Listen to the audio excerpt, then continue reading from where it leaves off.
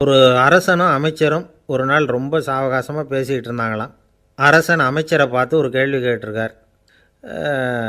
ஏங்க அமைச்சரே, ஆசை இல்லாத ஒரு மனுஷனால் இருக்க முடியுமா அப்படின்னு. ஏன் முடியாது, துறவி அப்படிங்கிறவங்கெல்லாம் அப்படிப்பட்டவங்க தானே அப்படின்னாராம் அமைச்சர். அவங்கெல்லாம் உண்மையிலேயே ஆசையை விட்டவங்க தானா அப்படின்னு கேட்டாராம் ராஜா. அப்படி தான் இருக்கணும் அப்படின்னாராம் அமைச்சர். அப்படின்னா ஆசையே இல்லாத ஒரு உண்மையான துறவியை நான் பார்க்கணுமேன்னார். அது என்ன பிரமாதம், அதுக்கு நான் ஏற்பாடு பண்ணுறேன் அப்படின்னு விட்டார் இவர். சொல்லிவிட்டு உடனே புறப்பட்டு போனார். அங்கங்கே தேடினார். அப்புறம் தான் அவருக்கு புரிஞ்சுது உண்மை துறவியை கண்டுபிடிக்கிறது எவ்வளவு கஷ்டமான காரியம்னு. இருந்தாலும் ராஜா கிட்ட சொல்லியாச்சே உண்மை துறவியை காட்டுறேன்னு. இப்போ என்ன பண்ணுறது? ராஜா கிட்ட சொன்னபடி நடக்கலைன்னா அவருக்கு கோபம் வந்துடும். அமைச்சர் ஒரு யோசனை பண்ணார். அவருக்கு ஒரு வழி தெரிஞ்சுது. அதுதான் சரின்னு முடிவு பண்ணார். அதாவது அந்த ஊரில் அவருக்கு தெரிஞ்ச நாடக நடிகர் ஒருத்தர் இருக்கிறார், நல்லா நடிப்பார். அவரை போய் பார்த்தார். இதை பாருப்பா, எனக்காக நீ ஒரு காரியம் செய்யணும்னார். என்னன்னு கேட்டார் அவர். நீ ஒரு துறவி மாதிரி கொஞ்சம் நேரத்துக்கு நடிக்கணும். ராஜா உன்னை பார்த்துட்டு போகிற வரைக்கும் நடி, அது போதும். அதுக்காக உனக்கு 10,000 ரூபா தரேன் அப்படின்னார். அவர் எந்த காலத்தில் இவ்வளவு பணத்தை மொத்தமாக பார்த்துருக்கார். அதனால் உடனே சரின்னு ஒத்துக்கிட்டார். அமைச்சர் அரண்மனைக்கு திரும்பி வந்தார். என்ன அமைச்சரே, இன்னுமா ஒரு உண்மையான துறவி கிடைக்கலன்னார். உண்மையான துறவி ஒருத்தரை இப்போ தான் கொஞ்சம் நேரத்துக்கு முன்னாடி பார்த்து பேசிவிட்டு வர்றேன். அவர் நம்ம ஊருக்கு வெளியில் குளத்தங்கரையில் உள்ள ஒரு ஆலமரத்துக்கு அடியில் உட்காந்துருக்கிறார் அப்படின்னார் இவர். அப்படின்னா உடனே புறப்படுங்க அப்படின்னார் ராஜா. பரிவாரங்களோடு புறப்பட்டார். அங்கே அந்த மரத்தடியில் அந்த ஆள் வேஷம் போட்டுக்கிட்டு துறவி மாதிரி உட்காந்துருக்கிறான். ராஜா நேராக போனார். அந்த துறவி காலில் பொத்துன்னு விழுந்து வணங்கினார். உடனே ராணியும் அவர் காலில் விழுந்தாங்க. அடுத்தபடியாக அமைச்சர் விழுந்தார். அவருக்கு தெரியும் இது நம்ம ஆள் தான்னு. இருந்தாலும் என்ன பண்ணுறது, நேரம். அப்புறம் பரிவாரங்கள்லாம் துறவி காலில் விழுந்து ஆசீர்வாதம் வாங்கிட்டாங்க. ராஜா அப்புறமா தங்கத்தட்டில் பொன்னையும் பொருளையும் வச்சு அந்த துறவிக்கிட்ட ரொம்ப பணிவாக நீட்டுறார். தாங்கள் தயவு பண்ணி இதை ஏற்றுக்கணும் அப்படின்னு வேண்டிக்கிட்டார். அந்த துறவி பற்றில்லாமல் அதை பார்த்தார். எல்லாத்தையும் திறந்துவிட்ட எனக்கு இதெல்லாம் எதுக்காக அப்படின்னு சொல்லி அதை மறுத்துட்டாராம். ஆஹா, உண்மையான துறவியை பார்த்துட்டோம் அப்படிங்கிற ஆனந்தம் அரசருக்கு. ரொம்ப நிம்மதியாக திருப்தியாக திரும்பி வந்தார் அரண்மனைக்கு. அதுக்கப்புறம் அமைச்சர் யாருக்கும் தெரியாமல் அந்த துறவிகிட்ட ஓடினார். சொன்ன பிரகாரம் பணத்தை நீட்டினார். இந்தாப்பா, நான் உங்ககிட்ட சொன்னபடி 10,000 ரூபா பணம் எடுத்துக்கோ அப்படின்னார். அந்த ஆள் ராஜா கிட்ட சொன்னது மாதிரியே எல்லாத்தையும் திறந்துவிட்ட எனக்கு இதெல்லாம் எதுக்காக வேணாம் அப்படின்னு விட்டாராம். நடித்த வரைக்கும் போதும்ப்பா, இனிமேல் இந்த நாடக வசனம்லாம் வேணாம், வேஷத்தை கலைச்சிரு, பணத்தை வாங்கிக்கோன்னார். இல்லைங்க, இது வேஷம் இல்லை, இது வசனமும் இல்லை, இது உண்மை. கொஞ்ச நேரம் துறவி மாதிரி நடித்ததுக்கே இந்த தேசத்து ராஜா ராணி அமைச்சர் பரிவாரங்கள் எல்லாம் என் காலில் விழுந்து வணங்குறாங்க. அப்படின்னா உண்மையான துறவியாக இருக்கிறது எவ்வளவு பெருமையான விஷயம். நான் உண்மையான துறவியாக ஆக போகிறேன், அப்படி முடிவும் பண்ணிட்டேன் அப்படின்னார் அந்த நடிகர். வேஷம் கூட எப்படிப்பட்ட விளைவுகளை உண்டு பண்ணுது பார்த்தீங்களா. நம்மால் ஒருத்தன் ரொம்ப வசதியாக தான் இருந்தான். ஒரு நாள் அவன் சொத்து பூரா திருட்டு போட்டுது. அதுக்கப்புறம் இவன் துறவி மாதிரி ஆகிட்டான். ஊர் ஊராக சுற்றினான். ஒரு குருநாதரை தேடி கண்டுபிடிச்சான். அவர்கிட்ட சீடனாக சேர்ந்துக்கிட்டான். அவனை பார்த்து ஒருத்தர் கேட்டார், நீ உண்மையான சீடன் தானான்னு. இல்லைங்க, சீடன் மாதிரி நடிச்சுக்கிட்டு இருக்கிறேன் அப்படின்னா. அது குரு துரோகம் இல்லையா அப்படின்னு கேட்டார் அவர். இல்லைங்க, நான் பண்ணது குரு துரோகம் இல்லை, என் குரு பண்ணது தான் துரோகம். என்னுடைய பணத்தை கொள்ளையடித்தது இவர் தான். அதை எங்கே வச்சுருக்காருன்னு கண்டுபிடிக்கிறதுக்காக தான் இவர்கிட்ட சீடனாக சேர்ந்துருக்கிறேன் அப்படின்னா. ஒரு ஆள் இருந்தான், நிறைய பணம் சம்பாதிச்சான். ஆனால் செலவு பண்ண மனசு வரல, கருமி. அவன் என்ன பண்ணான், சேர்த்த பணம் பூராவையும் ஒரு மரத்தடியில் புதைச்சி வச்சுருந்தான். வாரத்துக்கு ஒரு தடவை அந்த மரத்தடிக்கு வருவான். புதைச்ச இடத்த ஆவலோடு பார்த்துக்கிட்டு இருப்பான். அதுக்கப்புறம் போயிடுவான். அவ்வளவுதான். ஒரு நாள் ஒரு திருடன் வந்தான். இவன் புதைச்சி வச்சுருந்ததெல்லாம் எடுத்துகிட்டு போயிட்டான். இது தெரிஞ்சு போச்சு. அந்த கருமி புலம்ப ஆரம்பிச்சிட்டான். இவன் புலம்பலை கேட்டதும் அக்கம் பக்கத்தில் இருந்தவங்கெல்லாம் ஓடி வந்தாங்க. என்ன விஷயம்னு விசாரித்தாங்க. இவன் சொன்னான்.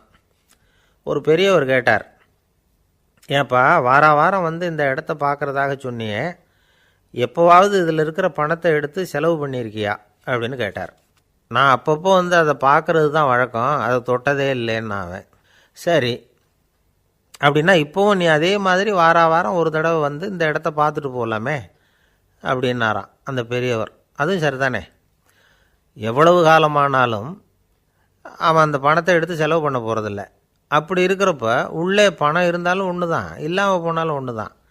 இதிலேருந்து என்ன புரியுதுன்னா, ஒருத்தர்கிட்ட இருக்கிற பணத்தை கொண்டு அவர் பணக்காரரா ஏழையா அப்படின்னு முடிவு செய்கிறது சரியில்லை. அந்த செல்வத்தை அனுபவிக்கிற திறன், பயன்படுத்துகிற திறன், அதை வச்சு தான் அவர் ஏழையா பணக்காரரா அப்படிங்கிறத நிர்ணயம் பண்ணணும். அதுதான் சரி. செலவு பண்ண தெரியாதவன் சேகரம் பண்ணிகிட்டே இருக்கிறதுனால என்ன பிரயோஜனம்? தலைமுடியே இல்லாதவன் தாராளமாக சீப்புகளை வாங்கி சேகரம் பண்ணுறது மாதிரி தானே இது. சில சமயம் செலவு பண்ண நாம் தயாராக இருந்தால் கூட அந்த செல்வம் நமக்கு பயன்படுறதில்ல. அரேபியாவில் ஒரு நகை வியாபாரி விலை உயர்ந்த முத்துக்களை எல்லாம் அவர் வச்சு வியாபாரம் பண்ணிகிட்டு இருந்தார். அவர் ஒரு சமயம் ஒரு பாலைவனம் வழியாக போயிட்டுருக்கிறார் ஒட்டகத்தில். அப்போது திடீர்னு கடுமையான புயல் வீச ஆரம்பிச்சுட்டுது. திசை தவறி இவர் எங்கேயோ வந்துட்டார். கூட வந்தவங்களையும் காணலை, எங்கே போனாங்களோ தெரியல. இவர் ரொம்ப பயந்து போய் அங்கே எங்கேயுமா அலைஞ்சு திரியிறார். வழியே தெரியல, பசி கடுமையாயிட்டுது. ஒட்டகத்து முதுகில் ஒரு மூட்டை இருந்தது, அதை பிரித்து பார்த்தார்.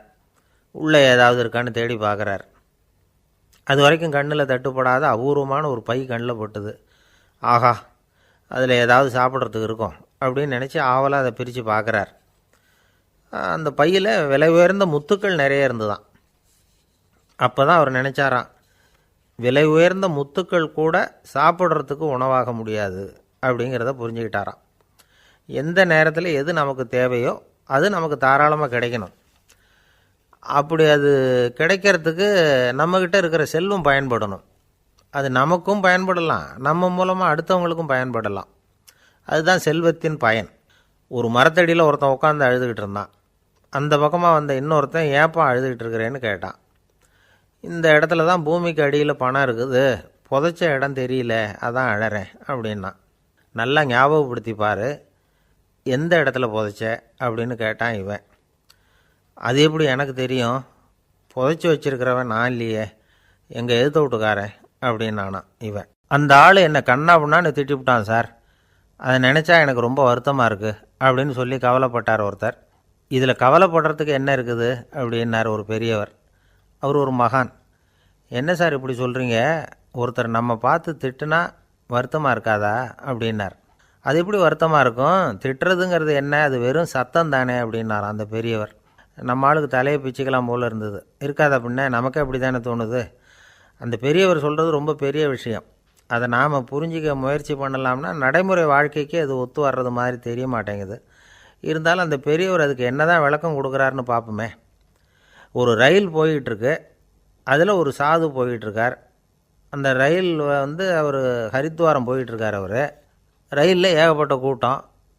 நம்ம ஊர் ரயில் கேட்கவா வேணும், டிக்கெட் வாங்கிட்டு கொஞ்சம் பேர், வாங்காத கொஞ்சம் பேர். அது என்னத்துக்கு அனாவசியமாக டிக்கெட் அப்படிங்கிற நினப்பில் பாதி பேர். இந்த கூட்டத்துக்கு மத்தியில் அந்த சாதுவும் போயிட்டுருக்கிறார். உட்கார்றதுக்காக இருந்த இடத்துல ஒரு ஆள் படுத்துருக்கிறான், கொஞ்சம் முரட்டு ஆசாமி. அவன் கால் பக்கத்தில் கொஞ்சோண்டு இடம் பாக்கி இருந்தது. அந்த இடத்துல இந்த சாது உட்காந்துருந்தார். மெதுவாக உட்காந்துக்கிட்டார் போய். ஆனால் அந்த ஆள் ராத்திரி பூரா இவரை காலால் உதச்சிக்கிட்டே இருக்கிறான். அது இவருக்கு ரொம்ப அவமானமாக பட்டுது. அதனால் துக்கம் ஏற்பட்டுது.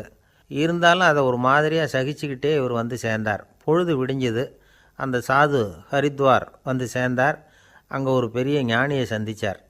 ராத்திரி ரயிலில் அந்த ஆள் உதைச்சதையும் அதனால் தனக்கு ஏற்பட்ட துக்கத்தையும் இந்த சாது அந்த ஞானிகிட்ட சொன்னார். சொல்லிவிட்டு, ஏன் சுவாமி, எனக்கு துக்கம் ஏற்பட்டதே அது தப்பா அப்படின்னு கேட்டார். தவறு தான்னார் அந்த ஞானி. உனக்கு இன்னமும் தேக அபிமானம் போகலைங்கிறது தான் அது காட்டுது. அஷ்டாவக்கிரர் என்ன சொல்கிறார் தெரியுமா, உண்மையான ஞானி யாராவது தன்னை வந்தனை செய்தால் அதற்காக சந்தோஷப்பட மாட்டார், யாராவது நிந்தனை செய்தால் அதற்காக வருத்தப்பட மாட்டார் அப்படின்னு சொல்கிறார். நிந்தனைங்கிறது ஒரு ஒலி தான். தேகாபிமானம் இருக்கிற வரைக்கும் இந்த ஒலி நம்மளை வேதனைப்படுத்தும். நான் தேகம் இல்லை, ஆத்மா அப்படிங்கிற நினைவு இருந்தால் இந்த ஒலி நம்மளை பாதிக்காது. மனு என்ன சொல்கிறார் தெரியுமா, ஒரு சாதகன் பாராட்டுதலை விஷம்னு நினச்சி பயப்படணும், அவமானத்தை அமிர்தம்னு நினச்சி சந்தோஷப்படணுங்கிறார். அவமானப்பட்டால் கவலைப்படாமல் எப்படி இருக்க முடியும் அப்படின்னு தான் நமக்கு தோணும். அதனால தான் நம்மளில் யாரும் இதுக்கு உதாரணமாக யாரையும் காட்ட முடியல. புத்தரையும் கபீரையும் உதாரணமாக காட்டுறாங்க. அவங்களுக்கெல்லாம் அவமானம் ஏற்பட்டப்போ கவலையே படலையாம். புத்தரை அவமானப்படுத்தணுங்கிறதுக்காக கௌசாம்பி ராணி ஒரு இளம் பெண்ணை கொலை பண்ணி சடலத்தை புத்தர் குடிசைக்கு முன்னாடி போட சொன்னார். போட்டாங்க. புத்தர் தான் அந்த பொண்ணை கெடுத்து கொலை பண்ணிவிட்டார்னு எல்லோரும் நினச்சாங்க. ஆனால் புத்தர் இதை பற்றி கவலையே படலை. அப்புறமா உண்மை தெரிஞ்சதும் புத்தர் புகழ் இன்னும் அதிகமாயிட்டுது. ஒரு பெரிய சபையில் ஒரு மோசமான பொண்ணு நுழைஞ்சி தனக்கும் கபீருக்கும் சம்பந்தம் உண்டுன்னு சொன்னான். கபீர் கவலைப்படலை. அவங்க மாதிரியெல்லாம் நாமளும் இருக்க கற்றுக்கணும். நிந்தனை, அபகீர்த்தி, அவமானம் எல்லாம் ஆண்டவன் கொடுக்குற பிரசாதம்னு நினைக்கணும் அப்படின்னு சொல்கிறார் அந்த ஞானி. இதை கேட்ட இந்த காலத்து ஆசாமி ஒருத்தர், நான் கூட அப்படி தான் சார், யாராவது அவமானப்படுத்தினா கவலைப்பட மாட்டேன்.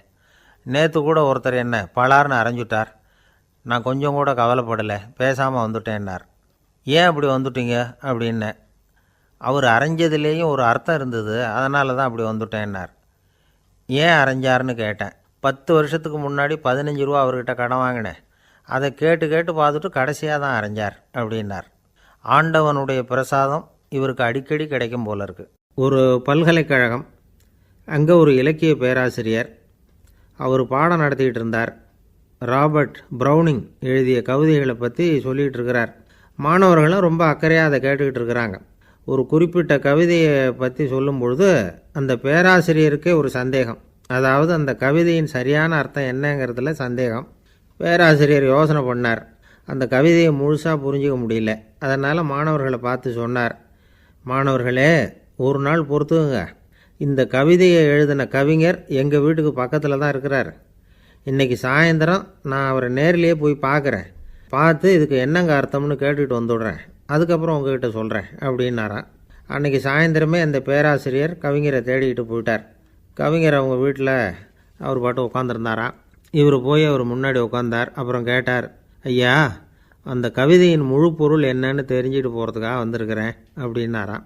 எந்த கவிதை அப்படின்னாராம் அவர். இவர் அந்த கவிதையை சொல்லியிருக்கார். கவிஞர் கொஞ்சம் யோசனை பண்ணிவிட்டு அப்புறம் சொன்னாராம், பேராசிரியரே, நீங்கள் கொஞ்சம் தாமதமாக வந்துட்டீங்கன்னாராம். இவருக்கு ஒன்றும் புரியல. நீங்கள் என்ன சொல்கிறீங்க, நான் தாமதமாக வந்துட்டேன்னா? நீங்கள் தான் உயிரோடு இருக்கிறீங்களே, அப்படி இருக்கும்பொழுது நான் தாமதமாக வந்துவிட்டேன்னா அது எப்படி அப்படின்னு இவர் குழம்பி இருக்கிறார். இப்போ கவிஞர் சொன்னாராம், ஐயா, நான் உயிரோடு இருக்கிறேன்னா இல்லையாங்கிறது முக்கியம் இல்லை. நான் அந்த கவிதை வரிகளை எழுதினப்போ 2 பேருக்கு அதோட அர்த்தம் தெரிஞ்சிருந்தது. இப்போ ஒரே ஒருத்தருக்கு தான் அதோட அர்த்தம் தெரியும் அப்படின்னாராம். பேராசிரியர் யோசனை பண்ணியிருக்கார். அப்படின்னா அந்த ஒருத்தர் கவிஞர் ராபர்ட் ப்ரௌனிங்கை தவிர வேறு யாராக இருக்க முடியும்? இவர் தான் அப்படிங்கிறத அவர் மனசில் நினச்சிக்கிட்டார். அதனால் சொன்னார், ஐயா, நான் தாமதமாக வரல, அந்த கவிதையின் பொருள் என்ன அது சொல்லுங்கன்னார். பேராசிரியரே, நான் சொல்கிறது உங்களுக்கு புரியலைன்னு நினைக்கிறேன். நான் இந்த வரிகள் எழுதினப்போ 2 பேருக்கு அதோட அர்த்தம் தெரிஞ்சிருந்தது. அந்த 2 பேர் யாருன்னா, ஒருத்தர் ராபர்ட் ப்ரௌனிங், அதாவது நான், இன்னொருத்தர் கடவுள். இப்போ அது கடவுளுக்கு மட்டும்தான் தெரியும். நானே இதை பற்றி பல தடவை யோசனை பண்ணி பார்த்தேன். இது ரொம்ப அழகானது, ஆனாலும் ரொம்ப வழுக்கலானது. அதை பிடிச்சிட்டோம்னு நினச்சிக்கிட்டு இருக்கும் பொழுதே காற்று மாதிரி அது உங்ககிட்ட இருந்து ஓடி போயிடுது. எனக்கு ரொம்பவும் வருத்தமாக தான் இருக்குது. நிச்சயமாக நான் தான் இந்த வரிகளை எழுதியிருக்கிறேன். அதில் அர்த்தம் இருக்குங்கிறது எனக்கு தெரியும், அதை நான் உணர்கிறேன். ஆனால் நீங்கள் என்னை மன்னிக்கணும். எனக்கே கூட அதை என்னால் விளக்க முடியல. அப்படி இருக்கும் பொழுது உங்களுக்கு எப்படி அதை நான் விளக்க முடியும் அப்படின்னாராம் அந்த கவிஞர். அனுபவிக்கப்படக்கூடிய எல்லாமே விளக்கப்படக்கூடிய ஒன்றல்ல, விளக்கப்படும் எல்லாமே அனுபவிக்கப்படக்கூடிய ஒன்றல்ல அப்படிங்கிறது ஞானிகளுடைய கருத்து. அதுக்காக தான் அந்த சம்பவம். வாழ்க்கையில் நீங்கள் தொடர்ந்து ஆய்வு செய்து கொண்டே இருக்கக்கூடிய விளக்கங்களை ஒருபோதும் அடைய முடியாத பரிமாணங்கள் இருக்கிறதுனால தான் அது அலுப்பு தட்டாமல் இருக்குது. உங்களால் நிறைய அனுபவிக்க முடியும். இருந்தாலும் நீங்கள் அனுபவித்து அறிந்த விஷயங்கள் கூட வார்த்தைகளால் விளக்கப்பட முடிவதில்லை அப்படிங்கிறது பெரியோர் சிந்தனை. இதெல்லாம் ஒரு பக்கம் இருக்கட்டும்.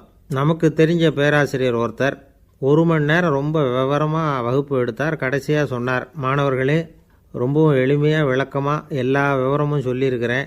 அதனால் இதில் உங்களுக்கு சந்தேகம் வர்றதுக்கு வாய்ப்பே இல்லை. இருந்தாலும் கேட்க வேண்டிய கடமை கேட்குறேன்.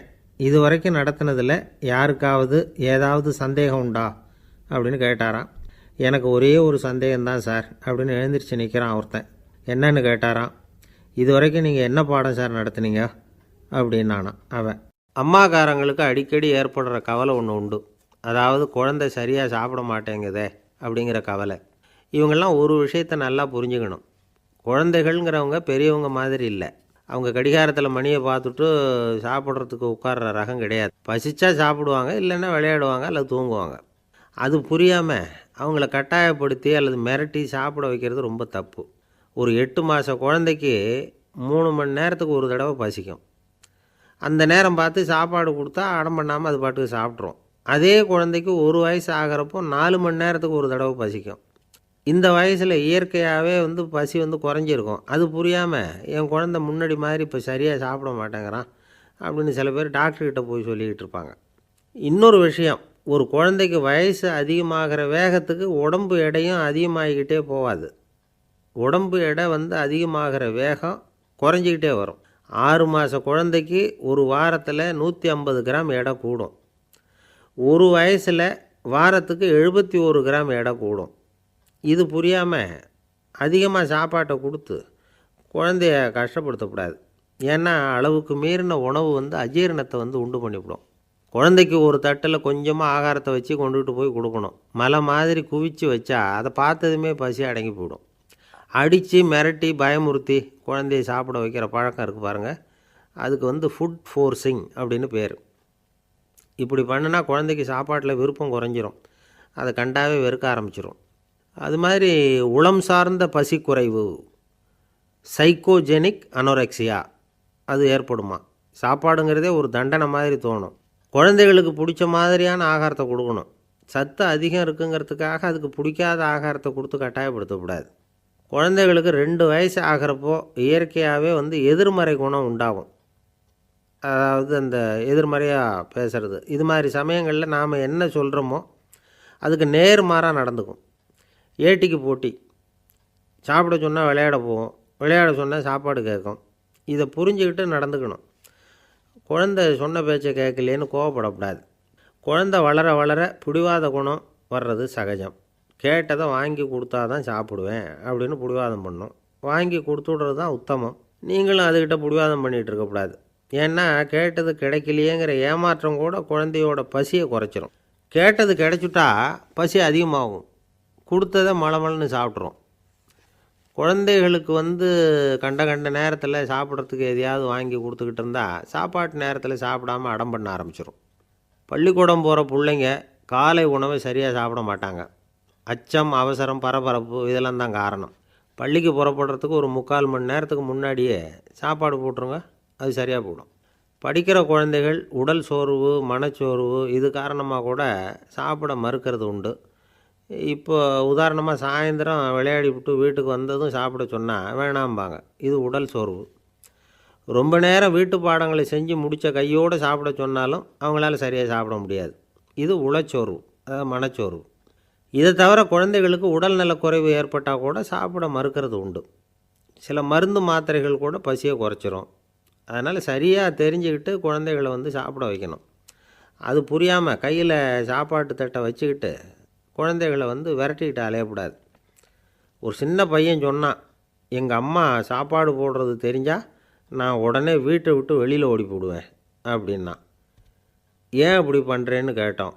எங்கள் அப்பா கூட அது மாதிரி தான் சார் பண்ணுவார் அப்படிங்கிறான். பந்திக்கு முந்தர ஆசாமிகள் நம்மளில் பல பேர் உண்டு.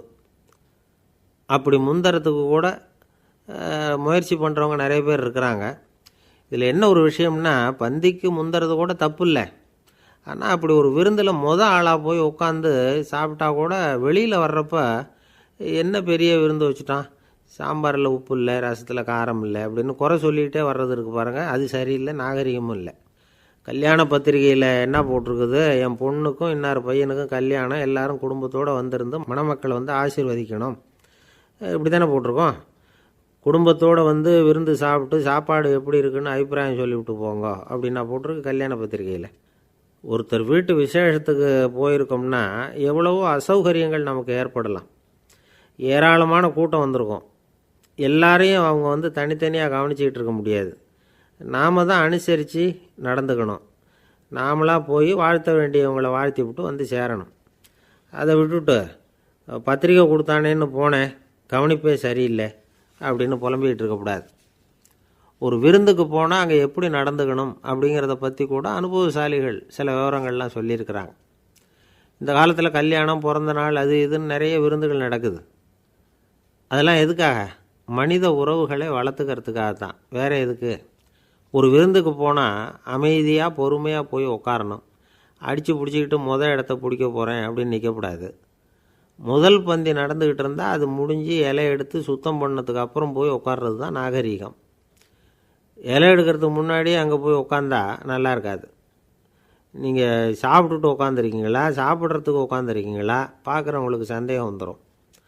அதே மாதிரி இலையில் எல்லா ஐட்டமும் பரிமாறினதுக்கு அப்புறம் சாப்பிட ஆரம்பிக்கணும். ஒவ்வொரு ஐட்டமாக வைக்க வைக்க நாம் பாட்டுக்கு எடுத்து உள்ளே தள்ளிகிட்டே இருந்தோம்னா எதை வச்சோம் எதை வைக்கலன்னு பரிமாறினவரே குழம்பி போயிடுவார். ஏன்னா எப்போ பார்த்தாலும் இலை காலியாகவே இருக்கும். சாப்பிட்றப்போ உங்கள் சாப்பாட்டையே நீங்கள் கவனிக்கணும். அடுத்தவங்க இலையில் என்ன இருக்குது, பக்கத்தில் இருக்கிறவர் எதை அதிகமாக சாப்பிட்றார், இதெல்லாம் நமக்கு என்னத்துக்கு?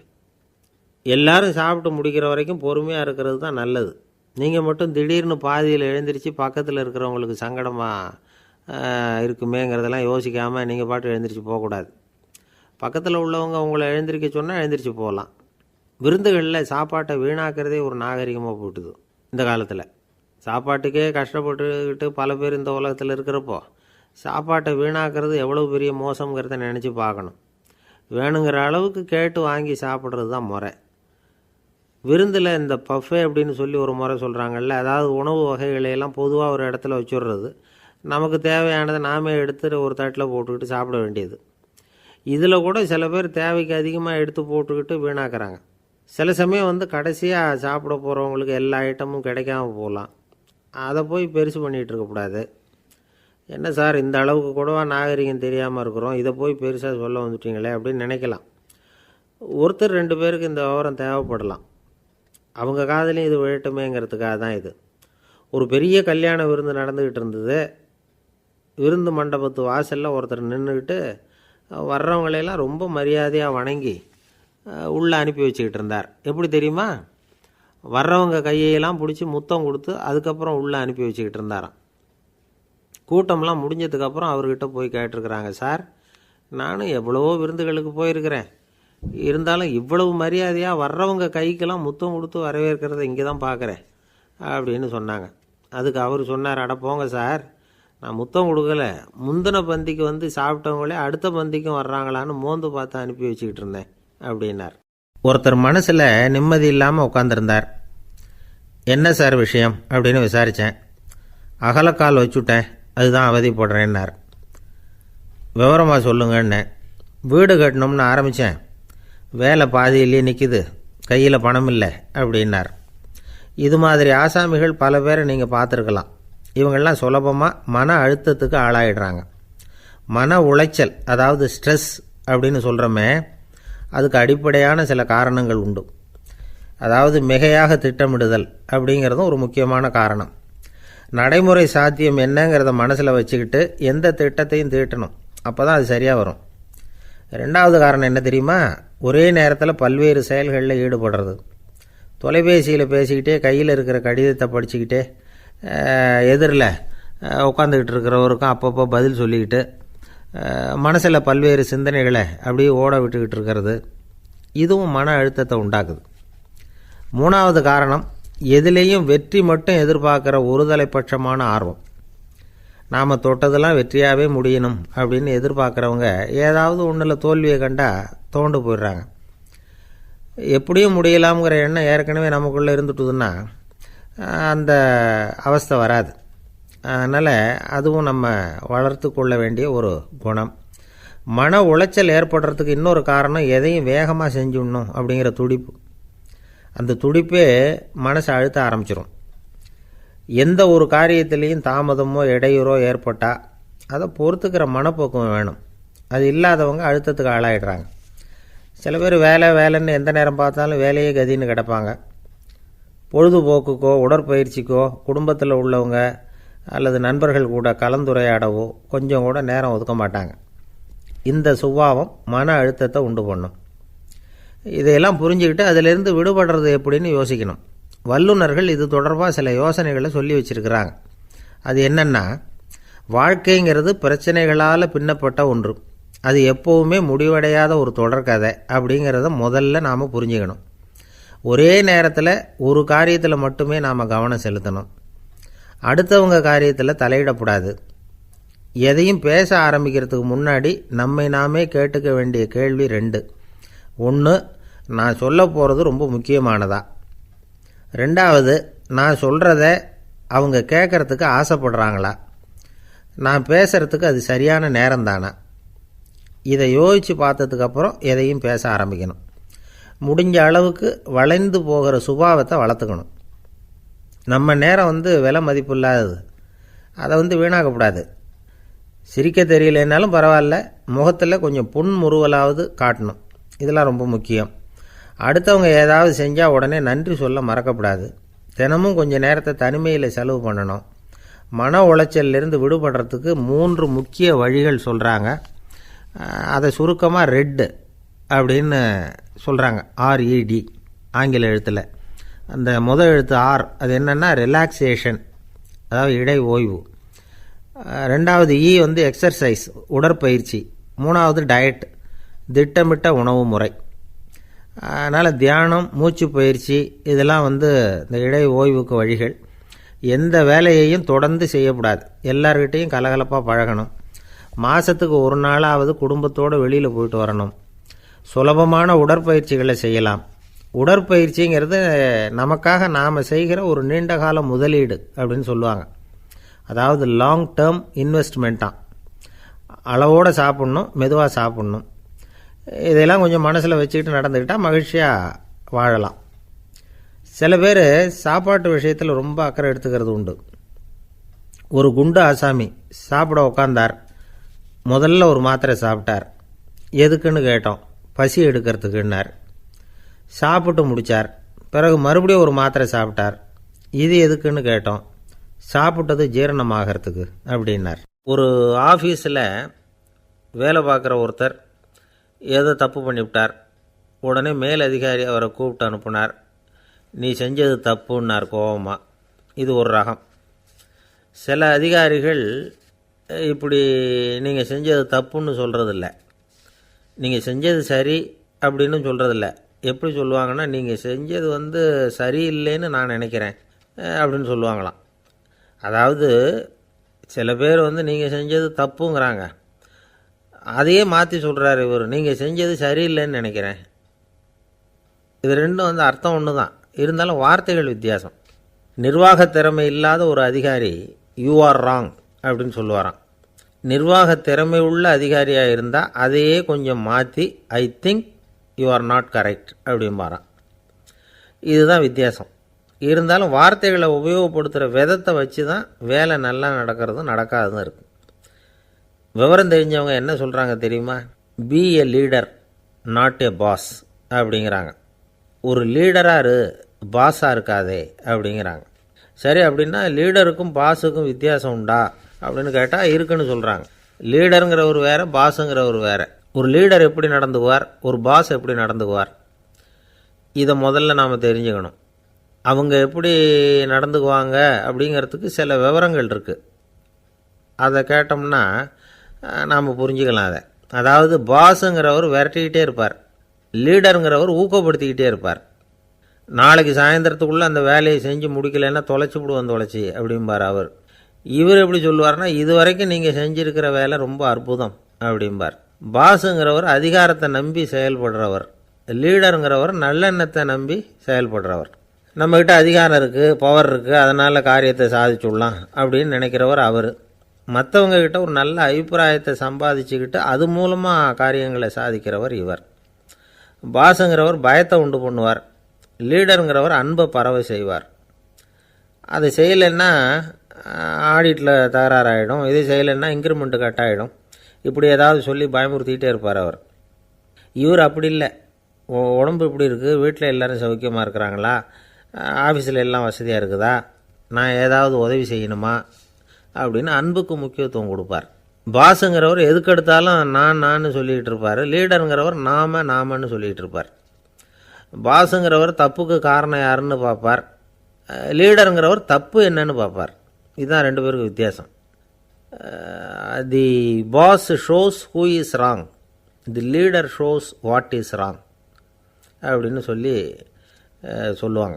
இந்த காரியம் எப்படி செய்யப்பட்டிருக்கு அப்படின்னு தெரிஞ்சுக்கிறவர் பாஸ். இந்த காரியத்தை எப்படி செய்யணும்னு செஞ்சு காட்டுறவர் லீடர். பாஸுங்கிறவர் பணியாளர்களை திட்டுவார், லீடர் மரியாதைக்குரியவராக நடத்துவார், அதுக்குரியவராக அவர் நடந்துக்குவார். செய்கிற வேலையை ஒரு சுமையாக நினைக்க வைக்கிறவர் பாஸ், செய்கிற வேலையை ஒரு சந்தோஷமாக ஆக்கிறவர் லீடர். ஒரு முதலாளியாக இருக்கிறவர் அல்லது ஒரு நிர்வாகியாக இருக்கிறவர் இது மாதிரியான நுணுக்கங்களையெல்லாம் தெரிஞ்சு வச்சுக்கிறது நல்லது. ஒரு பாஸ் இருக்கார், அவர் ஒரு நாள் ரொம்ப பெருமையாக தன்னோட ஆஃபீஸை பற்றி பேசிக்கிட்டு இருந்தார். எனக்கு கீழே 200 பேர் வேலை செய்கிறாங்க சார், நான் ஒரு கோடு கிழிச்சா அவங்க அதை தாண்டாத அளவுக்கு நான் நடந்துக்கிறேன் சார் அப்படின்னார் அவர். அது எப்படி முடியுது உங்களால் அப்படின்னு கேட்டோம். நான் கோடே கிழிக்கிறதில்ல சார் அப்படின்னார். என்ன சார் உங்கள் பையன் என்ன செஞ்சுக்கிட்டு இருக்கிறான் இப்போது அப்படின்னு கேட்டார் ஒருத்தர். அடிக்கடி கண்ணாடி முன்னாடி நின்று அழகு பார்த்துக்கிட்டு இருக்கிறான் சார் அப்படின்னார் அப்பா. இளம் பருவம் இப்படி தான் இருக்கும், அதையெல்லாம் சாதாரணமாக நினச்சிடாதீங்க அப்படின்னார் அவர். என்ன சார் சொல்கிறீங்க, கண்ணாடி முன்னாடி நின்றுக்கிட்டு நேரத்தை வீணாக்கிக்கிட்டு இருக்கான், அதை ஒரு பெரிய விஷயமாக நான் நினைக்கணுமா அப்படின்னார் இவர். இளம் பருவத்தில் இளைஞர்களுக்கும் சின்ன பொண்ணுங்களுக்கும் அடிக்கடி கண்ணாடியில் பார்க்கணும்னு தோணும்.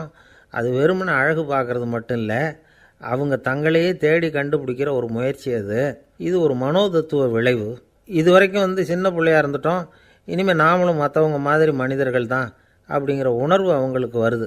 தங்களோட முகம் எப்படி இருக்குது, அழகு எப்படி இருக்குது, உடம்பு நேரம் எப்படி இருக்குது, முடி எப்படி இருக்குது அப்படிங்கிறதையெல்லாம் கண்டுபிடிக்கிறாங்க. அதுக்கப்புறம் இன்னொரு ஆணோ பொண்ணோ தன்னை கவனிக்கணும் அப்படின்னு நினைக்கிறாங்க. இதெல்லாம் மனோதத்துவ உண்மைகள், இதெல்லாம் இயற்கை. இதை பார்த்துட்டு பெற்றவங்க பிள்ளைங்க கெட்டு போட்டாங்க அப்படின்னு நினைக்கக்கூடாது, அவங்கள திட்டிக்கிட்டே இருக்கக்கூடாது. இன்றைக்கி பல குடும்பங்களில் இதுதான் நடந்துக்கிட்டு இருக்குது. மனுஷ வாழ்க்கையிலேயே இப்படியும் இல்லாத அப்படியும் இல்லாத ஒரு பருவம் இளம் பருவம். 13லேருந்து 19 வயசுக்கு உட்பட்ட ஆண்கள் பெண்கள் இந்த வகையை சேர்ந்தவங்க, டீனேஜ் குரூப். இவங்கள சின்னவங்கன்னு நினச்சிட முடியாது, பெரியவங்கன்னு நினச்சிட முடியாது. இவங்க ரொம்ப சென்சிட்டிவ். சமூகம் நினச்சா இவங்களை நல்லவங்களாகவும் ஆக்கலாம், கெட்டவங்களாகவும் ஆக்கலாம். கொஞ்சம் அக்கறை எடுத்துக்கிட்டால் பெரிய பெரிய மேதைகளையும் விஞ்ஞானிகளையும் உருவாக்கலாம். ஆனால் நடக்கிறது என்ன தெரியுமா, அநேகமாக இவங்களை யாருமே சரியாக புரிஞ்சுக்கிறது இல்லை, இவங்களை சரியாக நடத்துறதும் இல்லை. இது வரைக்கும் நாம் சொல்கிறத கேட்டுக்கிட்டு இருந்தான், இப்போல்லாம் அவன் இஷ்டத்துக்கு நடக்க ஆரம்பிச்சுட்டான் அப்படின்னு வருத்தப்படுற பெற்றோர்கள் அதிகம். இது வருத்தப்படுற விஷயம் இல்லை, சந்தோஷப்பட வேண்டிய விஷயம். உங்கள் புள்ள சொந்தமாக யோசிக்க ஆரம்பிக்கிறதும் நடந்துக்க ஆரம்பிக்கிறதும் ஒரு தப்பான விஷயமா? அவன் கடைசி வரைக்கும் உங்கள் பேச்சையே கேட்டுக்கிட்டு இருக்கணுங்கிறது என்ன நியாயம்? இன்றைக்கி இளைஞர்களை பெரியவங்க தப்பாக புரிஞ்சுக்கிட்டு தவறாக நடத்துறதுனால தான் அவங்களுக்கு வெறுப்பு, எரிச்சல், மனக்கசப்பு எல்லாம் உண்டாகுது. பெற்றவங்க சரியாக மதிக்கிறது இல்லை அப்படிங்கிற ஒரே காரணத்தினாலேயே வீணாக போகிற பிள்ளைங்க இன்றைக்கி அதிகம். சரி, பெற்றவங்களுக்கு இன்றைக்கி என்ன தான் புத்தி சொல்ல வர்றீங்க அப்படின்னு கேட்குறீங்களா? நாம் எதையும் சொல்ல வரல, ஆனால் அது சம்பந்தமான சில நிபுணர்கள் சொல்லியிருக்கிறத உங்கள் காதில் போட்டு வைக்கலாம். அது என்னென்னா, பிள்ளைங்க கிட்ட அன்பு செலுத்துங்க. குழந்தையாக இருந்தப்போ எவ்வளவு பாசமாக இருந்தீங்க, வளர வளர அதை ஏன் குறைச்சிக்கிறீங்க? பெற்றவங்களின் அன்பான வார்த்தைகளுக்கு ஏங்குறவங்க தான் இன்றைய இளைஞர்கள். அவங்க எதை சொன்னாலும் அதை அக்கறையாக காது கொடுத்து கேளுங்க, அலட்சியப்படுத்தாதீங்க. அவங்க விரும்புகிறது உங்கள்கிட்டேருந்து ஒரு மதிப்பு, மரியாதை, அங்கீகாரம், இவ்வளவுதான். அவங்க அவங்களாவே முடிவுகள் எடுக்கட்டும், அதுக்கு நீங்கள் உதவியாக இருங்க, அது போதும். மற்றவங்க முன்னாடி, முக்கியமாக அவங்க நண்பர்கள் முன்னாடி அவங்கள பற்றி மட்டமாக பேசாதீங்க. அவங்கக்கிட்ட பொய் சொல்லக்கூடாது. நீங்கள் சொன்னது பொய்ன்னு தெரிஞ்சு போச்சுன்னா உங்கள் பேரில் அவங்களுக்கு இருக்கிற மதிப்பு போயிடும், நம்பிக்கை போயிடும். அவங்களுக்கு முன்னாடி நீங்கள் சண்டை போடக்கூடாது. உங்கள் பிள்ளைய எப்பவும் இன்னொரு பிள்ளையோட ஒப்பிட்டு பேசுகிற வேலையே வேணாம். கூட பிறந்த மற்றவங்களோட கூட ஒப்பிடக்கூடாது. இப்படி செஞ்சால் அவன் உங்ககிட்டையும் பிரியமாக இருக்க மாட்டான், அவங்ககிட்டையும் பிரியமாக இருக்க மாட்டான். புள்ள எங்கே போகிறான், என்ன பண்ணுறான் அப்படின்னுலாம் துப்பறிஞ்சிக்கிட்டு இருக்கக்கூடாது. இளைஞர்கள் தனிமையை விரும்புகிறவங்க. அவங்கள பெட்டியில் வச்சு மூடி பாதுகாக்கணும்னு நினைக்கக்கூடாது. அவங்கள எப்படி பாதுகாக்கிறது அப்படிங்கிறது அவங்களுக்கே தெரியும். உங்கள் புள்ள எப்படி நடந்துக்கணும்னு நீங்கள் எதிர்பார்க்குறீங்களோ அது மாதிரி நீங்கள் நடந்து காட்டுங்க, அது போதும். ஒரு வீட்டில் அப்பாவும் அம்மாவும் பேசிக்கிட்டு இருக்கிறாங்க. என்னங்க, நம்ம பொண்ணு பெரியவளாயிட்டா, அடிக்கடி கண்ணாடி முன்னாடி போய் நின்றுக்கிட்டு இருக்கிறா, சீக்கிரமாக ஒரு பையனை பார்த்து கல்யாணத்தை முடிக்காமல் இப்படி மசன்னு கல் மாதிரி உட்காந்துருக்குறீங்களே அப்படின்னு சத்தம் போட்டாங்க அந்த அம்மா. அவசரப்படாத, பார்க்குறதுக்கு கண்ணுக்கு அழகாக லட்சணமாக புத்திசாலியாக ஒரு பையன் கிடைக்க வேணாமா, அதுதான் பார்த்துக்கிட்டு இருக்கிறேன் அப்படின்னார் அப்பா. இதுக்கு அந்த அம்மா சொல்கிறாங்க, எங்கள் அப்பா இப்படியெல்லாம் நினச்சிக்கிட்டு இருந்திருந்தா எனக்கு கல்யாணமே ஆயிருக்காது தெரியுமா அப்படின்னாங்களாம். 1816 வருஷம் செப்டம்பர் மாதம் 11 பிரான்ஸ் தேசத்தில் உள்ள ஒரு மருத்துவமனை. அங்கே ஒரு இளம் டாக்டர் கொஞ்ச நாளைக்கு முன்னாடி தான் அந்த ஆஸ்பத்திரியில் புதுசாக வேலைக்கு சேர்ந்துருக்கிறார். அவர் பேர் ரெனே லெனக். அவர் அன்னைக்கு காலையில் அந்த மருத்துவமனையில் அப்படியே ரவுண்ட்ஸ் வந்துக்கிட்டு இருக்கிறார். வார்டில் ஒரு படுக்கையில் ஒரு இளம்பெண் படுத்திருக்கிறா. அந்த பொண்ணுக்கு இருதய நோயாக இருக்கலாம்ங்கிறது மற்ற டாக்டர்கள் சந்தேகம். அந்த காலத்துல எல்லாம் ஒருத்தருடைய இருதய துடிப்பை தெரிஞ்சுக்கணும்னா நோயாளியின் மார்பில் டாக்டர் வந்து காதை வச்சு பார்த்து தான் தெரிஞ்சுக்கிறது வழக்கம். ஆனால் இந்த பெண்ணும் வந்து இளம்பெண், அந்த டாக்டரும் புதுசாக சேர்ந்துருக்கிறவர். அதனால் பரிசோதனை பண்ண தயங்கினார். கொஞ்ச நேரம் யோசனை பண்ணார். திடீர்னு ஒரு ஞாபகம் வந்தது அவருக்கு. அதாவது அன்றைக்கி விடியற் காலையில் தோட்டத்தில் அப்படி வாக்கிங் போயிட்டு இருந்தப்போ சின்ன பசங்கள்லாம் ஒரு மரக்கட்டையை வச்சு விளையாடிக்கிட்டு இருந்தாங்களாம். அதை இவர் பார்த்துருக்கிறார். அது என்ன விளையாட்டுனா, ஒரு நீளமான மரப்பலகை, அதில் ஒரு முனையில் ஒரு பையன் தன்னுடைய காதை வச்சுக்கிட்டு இருக்கிறான், மறுமுனையில் இன்னொரு பையன் அந்த மரப்பலகையை ஒரு ஆணியால் கீறிக்கிட்டு இருக்கிறான். ஒரு முனையில் ஆணியால் கீறும் பொழுது மறுமுனையில் காதை வச்சிருக்கிற பையனுக்கு அந்த சத்தம் துல்லியமாக கேட்குது. அந்த டாக்டருக்கு காலையில் பார்த்த இந்த விளையாட்டு ஞாபகத்துக்கு வந்துட்டுது. உடனே என்ன பண்ணார் தெரியுமா? ஒரு நீளமான காகிதத்தை எடுத்தார். அதை அப்படியே உருளை மாதிரி உருட்டினார். ஒரு முனையை அந்த நோயாளியின் மார்பில் இடது பக்கம் வச்சார், இன்னொரு முனையில் தன்னுடைய காதை வச்சார். என்ன ஆச்சரியம்! நோயாளியின் மார்பில் நேரடியாக காதை வச்சு கேட்குறத விட துல்லியமாக கேட்டுது இதய துடிப்பு. இதய துடிப்பு மட்டும் இல்லை, மூச்சு இழுத்து விடுறது, திரவ பொருள்களின் அசைவு, எல்லா சத்தமும் தெளிவாக கேட்குது. கிரேக்க மொழியில் ஸ்டெத்தாஸ் அப்படின்னா மார்பு, ஸ்கோப்பின் அப்படின்னா பார்ப்பதுன்னு அர்த்தம். அதனால் டாக்டர் ரெனே லெனக் தான் கண்டுபிடிச்ச கருவிக்கு ஸ்டெத்தஸ்கோப் அப்படின்னு பேர் வச்சார். அவரே வந்து முதல் மாடலையும் செஞ்சார். அளவு ரொம்ப பெருசாக இருந்தது, சுலபமாக எடுத்துகிட்டு போகிறது கஷ்டம், அது அவ்வளோ கஷ்டமாக இருந்தது அது. அதனால் அவரே அதை அப்புறம் 2 பிரிவாக தயார் பண்ணார். இது 2 துண்டையும் டாக்டர் தன்னோட கோட்டு பாக்கெட்டில் வச்சுக்கலாம், தேவைப்படுறப்ப எடுத்து ஒன்றா சேர்த்துக்கலாம். இப்படி தான் அவர் ஆரம்பத்தில் பண்ணார். தன்னுடைய இந்த கண்டுபிடிப்பை பற்றி அவர் ஒரு புத்தகம் எழுதினார். நிறைய விற்றுது, புகழும் பணமும் சேர்ந்தது. பணமும் புகழும் வந்து சேர்ந்தது மாதிரியே அவருக்கு ஒரு நோயும் வந்து சேர்ந்தது. அது என்ன நோயின்னு கண்டுபிடிக்கிறதுக்கும் அவர் கண்டுபிடிச்ச கருவி தான் உபயோகப்பட்டு தான். அவரே அதை கண்டுபிடிச்சார். அவருக்கு வந்திருந்தது காச நோய். 1826ஆம் வருஷம் ஆகஸ்ட் மாதம் 13ஆம் தேதி உலகத்தின் முதல் ஸ்டெதஸ்கோப்பை கண்டுபிடிச்ச டாக்டர் ரெனே லெனக் காலமானார். அவர் சாகிறதுக்கு முன்னாடி மரத்தால் செஞ்சு வச்சுருந்த ஸ்டெதஸ்கோப்பை தனக்கு வேண்டியப்பட்ட ஒரு டாக்டர்கிட்ட கொடுத்து, என்னுடைய சொத்துக்கள்லேயே ரொம்ப வசந்தது அப்படின்னு சொன்னாராம். அதுக்கப்புறம் 3 வெள்ளைக்காரங்க சேர்ந்து இந்த கருவியில் சில மாற்றங்களை பண்ணாங்க. ஆனால் 1829 லண்டனில் டாக்டர் நிக்கோலஸுங்கிறவர் ஒரு காதால் இதய துடிப்பை கேட்குறத விட டாக்டர் 2 காதாலையும் கேட்குறது தான் சரியாக இருக்கும் அப்படின்னு ஒரு கருத்தை வெளியிட்டார். அதுக்கப்புறம் ரொம்ப காலம் கழித்து 1852 ஜார்ஜ் காமான் அப்படிங்கிறவர் ரப்பர் டியூப்களை உபயோகப்படுத்தி 2 காதாலையும் கேட்குற மாதிரி ஒரு புதிய வடிவத்தை அதுக்கு கொடுத்தார். அதுக்கு பிறகு அது படிப்படியாக எவ்வளவோ மாற்றங்கள் இருந்தாலும் ஆரம்பத்தில் டாக்டர் ரெனே லெனக் உருவாக்கின அடிப்படை மாடலை யாரும் மாற்றி அமைக்கலைங்கிறது தான் முக்கியமான விஷயம். நமக்கு தெரிஞ்ச ஒரு ஆஸ்பத்திரி, அதில் ஒரு நோயாளி, காலை நேரத்தில் நர்ஸு அந்த பக்கமாக போய்கிட்டு இருந்தாங்க. அதை பார்த்துட்டு ஒரு நர்ஸுன்னு கத்துறார். நர்ஸு அவசரமாக ஓடி வந்து என்ன விஷயம்னு கேட்டாங்க. சிஸ்டர், இங்கே பாருங்கள், உங்கள் டாக்டரை என் நெஞ்சில் அவர் காதை வச்சு கேட்டுக்கிட்டு இருக்கிறார் அப்படின்னார் நோயாளி. சிஸ்டர் பதட்டப்படாமல், அதனால் என்ன, இந்த டாக்டர் பழமையான விஷயங்களில் ரொம்ப நம்பிக்கை உள்ளவர், அதனால் ஸ்டெதாஸ்கோப்பை உபயோகப்படுத்தாமல் காதை வச்சு கேட்குறார், அது ஒன்றும் தப்பு இல்லை அப்படின்னாங்களாம். ஐயோ, அதுக்காக இல்லை சிஸ்டர், இவர் என் நெஞ்சு மேலே தலையை வச்சது நேற்று ராத்திரி 9 மணி, இப்போ விடிஞ்சு போச்சு, இன்னமும் தலையை எடுக்கவே இல்லை, அதுக்காக தான் சந்தேகப்பட்டு உங்களை கூப்பிட்றேன். அரேபிய நாடு, அங்கே ஒரு ஆட்சி தலைவர், அரேபிய நாட்டு ஆட்சி பொறுப்பை ஏற்றுக்கிட்டவர். அவர் வந்து ஆட்சி பொறுப்பை ஏற்றுக்கிட்ட பிறகு ஒரு நாள் ஒரு தெருவில் நடந்து போய்கிட்டு இருந்தார். அவர் தோளில் ஒரு பெரிய துணி மூட்டை, அதை சுமந்துக்கிட்டு கடத்தெருவை நோக்கி அவர் போய்கிட்டு இருக்கிறார். வழியில் அவரை சந்தித்தார் உமர். அவர் கேட்டார், கலீஃபா அவர்களே, எங்கே புறப்பட்டுட்டீங்க அப்படின்னு கேட்டார். கலீஃபான்னா ஆட்சித்தலைவர்னு அர்த்தம். இதுக்கு அவர் சொன்னார், நான் வந்து துணி வணிகம் செய்கிறவன், அதனால் துணி வியாபாரம் செய்கிறதுக்காக போயிட்டுருக்கிறேன்னார். நீங்கள் இப்போ இந்த நாட்டுக்கு ஆட்சி தலைவர், ஆட்சி பொறுப்பில் இருக்கிறீங்க, நீங்கள் வியாபாரம் செய்ய போட்டால் அரசு பணிகளை செய்கிறது யார் அப்படின்னு கேட்டார் அவர். நான் அரசு பணிகளை மட்டுமே செஞ்சுக்கிட்டு இருந்தா என் குடும்பத்தை காப்பாற்றுறது யார் அப்படின்னு கேட்டார் அவர். இப்படி கேட்டவர் யார் தெரியுமா? அவர் தான் அபூபக்கர், இறை தூதர் முகமது அவர்களுக்கு பிறகு கலீஃபாவாக தேர்ந்தெடுக்கப்பட்டவர். அப்போலாம் ஆட்சி தலைவர்களுக்கு சம்பளம்னு எதுவும் கிடையாது. இந்த பிரச்சனையை எப்படி தீர்க்கிறதுன்னு யோசனை பண்ணார் உமர்.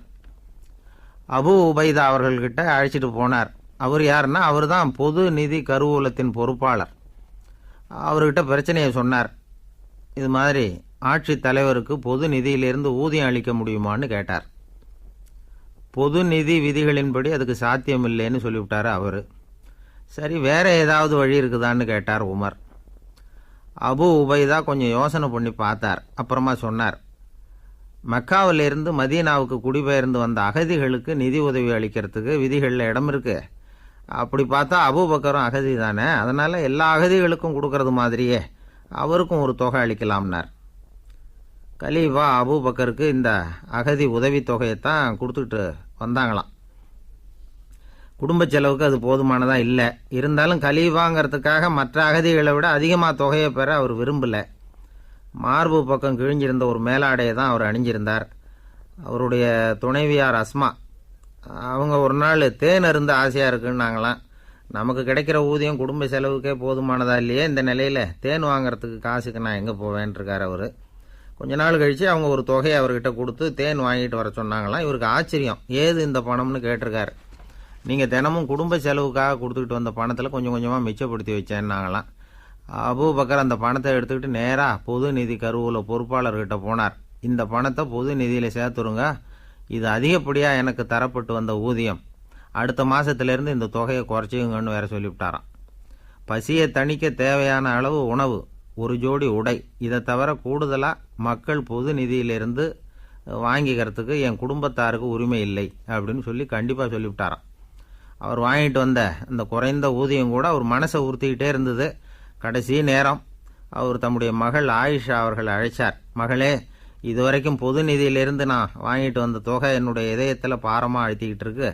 என் தோட்டத்தை விற்று அதில் வர்ற பணத்திலேருந்து நான் இதுவரைக்கும் வாங்கிட்டு வந்த ஊதிய தொகையை கணக்கு போட்டு பொது நிதியில் சேர்த்துடு அப்படின்னாராம். பதவி ஏற்கிறதுக்கு முன்னாடி தன்கிட்ட இருந்ததை விட இப்போ கூடுதலாக என்ன சொத்து இருக்குன்னு பார்த்துருக்கார். ஒரு ஒட்டகம், ஒரு கோப்பை, ஒரு பணியாள். இதையும் அடுத்தபடியாக கலீஃபாவா வர்றவர்கிட்ட ஒப்படைச்சிருங்க அப்படின்னு விட்டாராம். அதே மாதிரி அடுத்து வந்த உமர்கிட்ட ஒப்படைச்சாங்க. அப்போ உமர் சொன்னாராம், அபூபக்கரே, இந்த முன்மாதிரியால் உங்களுக்கு பிறகு இந்த ஆட்சி பொறுப்பை ஏற்கிறவர்களை பெரும் நெருக்கடிக்கு ஆளாகி விட்டீங்க அப்படின்னு சொல்லி ரொம்ப கண் கலங்கினாராம். கடைசியாக அபூபக்கர் தன்னுடைய குடும்பத்தாருக்கு விட்டு சென்ற சொத்து ஒரு படுக்கை விரிப்பு, ஒரு போர்வை, அவ்வளவுதான். இது சிந்திக்க வேண்டிய ஒரு செய்தி. ஒரு ஊரில் ஒரு மன்னர் இருந்தாராம். அமைச்சர் அவர்கிட்ட சொன்னாராம், மன்னா, நம்ம ராஜ்யத்தில் இனிமே லஞ்ச ஊழலே இருக்காதுன்னாராம். ஆஹா, அப்படின்னா ஊழல் பேர் வழிகளையெல்லாம் நாடு கடத்தியாச்சா அப்படின்னு கேட்டிருக்காரு மன்னர். இதுக்கு அவர், அப்படி இல்லைங்க, இனிமே கொடுக்கறதுக்கு ஜனங்கள்கிட்ட பணமே இல்லை. இந்த உலகத்தில் எல்லாருக்கும் மகிழ்ச்சி தரக்கூடிய ஒரு பொருள் எது? இது ஒரு முக்கியமான கேள்வி. இந்த கேள்விக்கு பொருத்தமான ஒரு பதிலை உங்களால் சொல்ல முடியுமா? அதாவது கொஞ்சம் யோசித்து பார்த்தா பணம்னு சொல்லலாமா? இப்போ கையில் காசு இல்லாதவங்ககிட்ட ஒரு 10 ரூபாயை கொடுத்தா அது அவனுக்கு சந்தோஷத்தை கொடுக்கும். ஏற்கனவே வருமான வரி பிரச்சனையில் சிக்கி இருக்கிறவர்கிட்ட இன்னும் கொஞ்சம் பணம் இந்தாங்கன்னு சொல்லி கொடுத்தோம்னா அது அவருக்கு சங்கடத்தை தான் கொடுக்கும். அதனால் அந்த கேள்விக்கு பணங்கிறது பொருத்தமான பதிலாக இருக்க முடியாது. கேள்வி என்னன்னா, இந்த உலகத்தில் எல்லாருக்கும் மகிழ்ச்சி தரக்கூடிய ஒரு பொருள் எது? சரி, இனிப்புன்னு சொல்லலாமா? ஏன்னா எல்லாருக்கும் இனிக்க தானே செய்யும். அதுலேயும் ஒரு சிக்கல் இருக்குது. சர்க்கரை வியாதிக்காரங்களுக்கு அது என்ன சந்தோஷத்தையாக கொடுக்கும்? ஆக எல்லாருக்கும் வேறுபாடு எதுவும் இல்லாமல் மகிழ்ச்சியை கொடுக்கக்கூடியது வேறு ஏதோ ஒன்று இருக்குது. அது என்னன்னு கண்டுபிடிக்கணும். அதுதான் இன்றைக்கி தகவல். இப்போ அதை கண்டுபிடிக்கணும்னா இந்த கதையை கேட்கணும். அது என்ன கதைன்னா, ஒரு ஊரில் ஒரு ராஜா இருந்தார். அவருக்கும் இதே சந்தேகம் வந்துட்டுது. அதாவது எல்லாருக்கும் இன்பம் தரக்கூடிய பொருள் எது அப்படின்னு. இதுக்கு பதில் தெரிஞ்சுக்கிறதுக்கு ஆசைப்பட்டார். சரி, அதுக்கு என்ன செய்யலாம்னு யோசனை பண்ணார். நாட்டு மக்களுக்கு பகிரங்கமாக ஒரு அறிவிப்பு கொடுத்தார். நம்ம நாட்டு மக்கள் இன்பம் தரக்கூடிய பொருள் எதுன்னு நினைக்கிறாங்களோ அதை கொண்டுக்கிட்டு வந்து அரண்மனையில் உள்ள கண்காட்சி மண்டபத்தில் வைக்கலாம். அப்படி அவங்க வைக்கிற பொருள்களில் எது எல்லாருக்கும் இன்பம் தரக்கூடியதாக இருக்குமோ அதை வச்சவருக்கு 1000 பொற்காசுகள் பரிசு அப்படின்னு அறிவிப்பு கொடுத்துட்டார். ஜனங்கள் இந்த அறிவிப்பை கேட்டாங்க. அதுக்கப்புறம் சும்மா இருப்பாங்களா? 1000 பொற்காசுன்னா சும்மாவா? அவங்கவுங்க கையில் என்னென்ன கிடைச்சதோ அதையெல்லாம் கொண்டாந்து அரண்மனை காட்சி மண்டபத்தில் வச்சுட்டாங்க. அதுக்கப்புறமா ராஜா அங்கே வந்தார். ஒவ்வொன்றா பார்த்துக்கிட்டே வந்தார். முதல்ல ஒரு குயில் இருந்தது, இனிமையாக பாடக்கூடிய குயில். இந்த குயிலோட இன்னிசை எல்லாருக்கும் இன்பம் தரக்கூடியது தான். இருந்தாலும் காது கேட்காதவங்களுக்கு இந்த இசை எப்படி இன்பம் தர முடியும்? அதனால் இது சரியில்லைன்னு விட்டார். அடுத்தபடியாக போனார். அங்கே என்ன வச்சுருக்குறாங்கன்னு பார்த்தா ஒரு அழகான மயில் அங்கே தோகை விரித்து ஆடிக்கிட்டு இருக்குது. இந்த மயிலோட ஆட்டம் வந்து மனசுக்கு இன்பம் தரக்கூடியது தான். இருந்தாலும் பார்வை இல்லாதவங்க இந்த ஆட்டத்தை பார்த்து ரசிக்க முடியுமா? முடியாது. அதனால் இதுவும் சரியில்லை அப்படின்னு சொல்லிவிட்டார். அதுக்கு அடுத்தபடியாக போனார். பல வகையான இனிப்பு பண்டங்களை வச்சுருந்தாங்க. பார்த்தார், வயசானவங்களுக்கும் நோயாளிகளுக்கும் இது வந்து இன்பம் தராது, துன்பம்தான் கொடுக்கும் அப்படின்னார். இப்படி ஒவ்வொன்றா பார்த்துக்கிட்டே போகிறார். அழகான மலர்கள், கனிகள், ஓவியங்கள் எதுவுமே பொருத்தமாக தெரியல. சகல பேருக்கும் இன்பம் தரக்கூடிய வகையில் எதுவும் இல்லை. கடைசியாக வந்தார். அங்கே ஒரு களிமண் பொம்மை இருந்தது. அது என்ன பொம்மை தெரியுமா? பசியால் வாடி இருக்கிற ஒருத்தருக்கு ஒரு அம்மா இனிமையாக பேசிக்கிட்டு சோறு போடுறது மாதிரி அந்த பொம்மையை செஞ்சுருந்தாங்க. அதுக்கு கீழே அன்பு அப்படின்னு எழுதியிருந்து தான். ராஜா பளிச்சுன்னு ஒரு முடிவுக்கு வந்தார். அந்த பொம்மையை செஞ்ச சிற்பியை வரவழைச்சார், பரிசு கொடுத்தார். அன்பு ஒன்று தான் எல்லாருக்கும் இன்பம் அளிக்கக்கூடிய பொருள். காது கேட்காதவங்களும் அதை கேட்க முடியும், பார்வை இல்லாதவங்களும் அதை பார்க்க முடியும், குழந்தைகளும் அதை உணர முடியும் அப்படின்னு அதுக்கு விளக்கம் கொடுத்தார் அந்த மன்னர். இந்த உலகத்தில் எல்லாருக்கும் மகிழ்ச்சி தரக்கூடிய ஒரு பொருள் அன்பு தான். அதை புரிஞ்சுக்கிட்டு தான் சில கணவன்மார்கள் மனைவி பேரில் ரொம்ப அன்பை காட்டிக்கிறது வழக்கம். ஒரு வீட்டு வாசப்படி பக்கமாக மழைக்கு வந்து ஒதுங்கினார் ஒருத்தர். மழை தூறிக்கிட்டு இருந்தது, இருட்டு நேரம். அந்த வீட்டில் இருந்தவர், இன்றைக்கி ராத்திரி வேணும்னா இங்கேயே தங்கிட்டு காலையில் போங்க அப்படின்னார். உடனே இவர் சொன்னார், ரொம்ப நன்றிங்க, ஒரு 10 நிமிஷத்தில் இதை வந்துவிடுறேன் அப்படின்னு சொல்லிவிட்டு எங்கேயோ ஓடினார். 10 நிமிஷம் கழித்து திரும்பி வந்தார். ஆமாம், எங்கே போயிட்டு வந்தீங்கன்னு கேட்டார் வீட்டில் இருந்தவர். நேராக எங்கள் வீட்டுக்கு போய் மனைவிக்கிட்ட இன்றைக்கி ராத்திரி இங்கேயே தங்கிக்கிறேன்னு சொல்லிவிட்டு வந்துவிட்டேன் அப்படின்னார் அவர். அன்பில் இது ஒரு ரகம். ஆசைப்படுறதில்ல தப்பு இல்லை, ஆனால் அந்த ஆசை தேவைக்கு தகுந்த மாதிரி இருக்கணும். தேவைக்கு மீறிய ஆசைகள் இருக்குது பாருங்கள், அது தேவையில்லை. இந்த கருத்தை வலியுறுத்தது மாதிரி ஒரு கதை உண்டு. தேவேந்திரனுக்கு திடீர்னு வீடு கட்டணும்னு ஒரு ஆசை வந்து தான். வீடுன்னா நாம் கட்டுற மாதிரி இல்லை.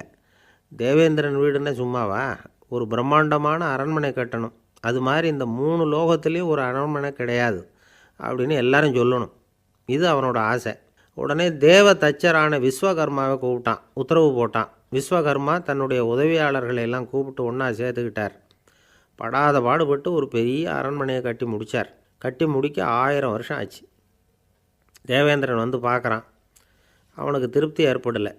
என்னுடைய அந்தஸ்துக்கு இது ரொம்ப சாதாரணமான கட்டிடம், இதை விட இன்னும் பெருசாக கட்டு அப்படின்னா. தேவ தச்சர் திணறி போயிட்டார். அவரால் அதுக்கு மேலே எதுவும் செய்ய முடியல. என்ன பண்ணுறதுன்னு யோசனை பண்ணார்.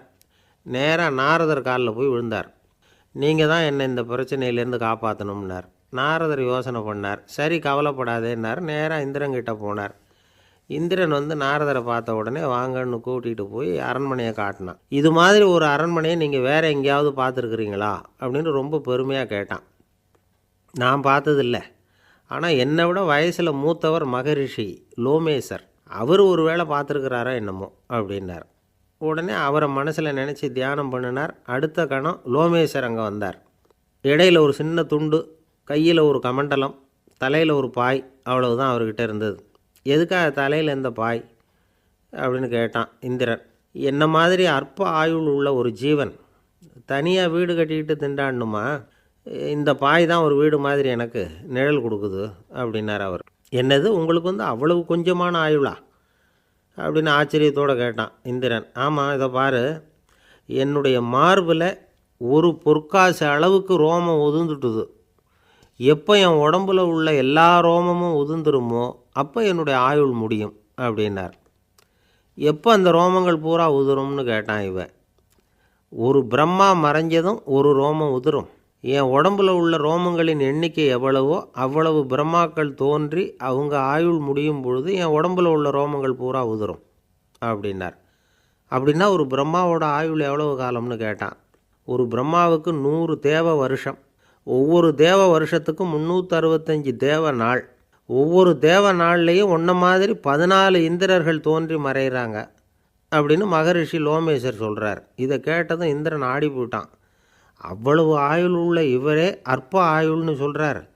நான் என்னுடைய ஆயுளை பெருசாக நினச்சிக்கிட்டு பிரம்மாண்டமான அரண்மனை கட்டணும்னு ஆசைப்படுறேனே அப்படின்னு நினச்சான். எனக்கு வீடு கட்டின வரைக்கும் போதும்னு விட்டான். அதனால் நாமெல்லாம் நம்முடைய தேவைக்கு தகுந்த மாதிரி ஆசைப்படுறது தான் நியாயம். ஆனால் அப்படியே நடந்துக்கிறோம்.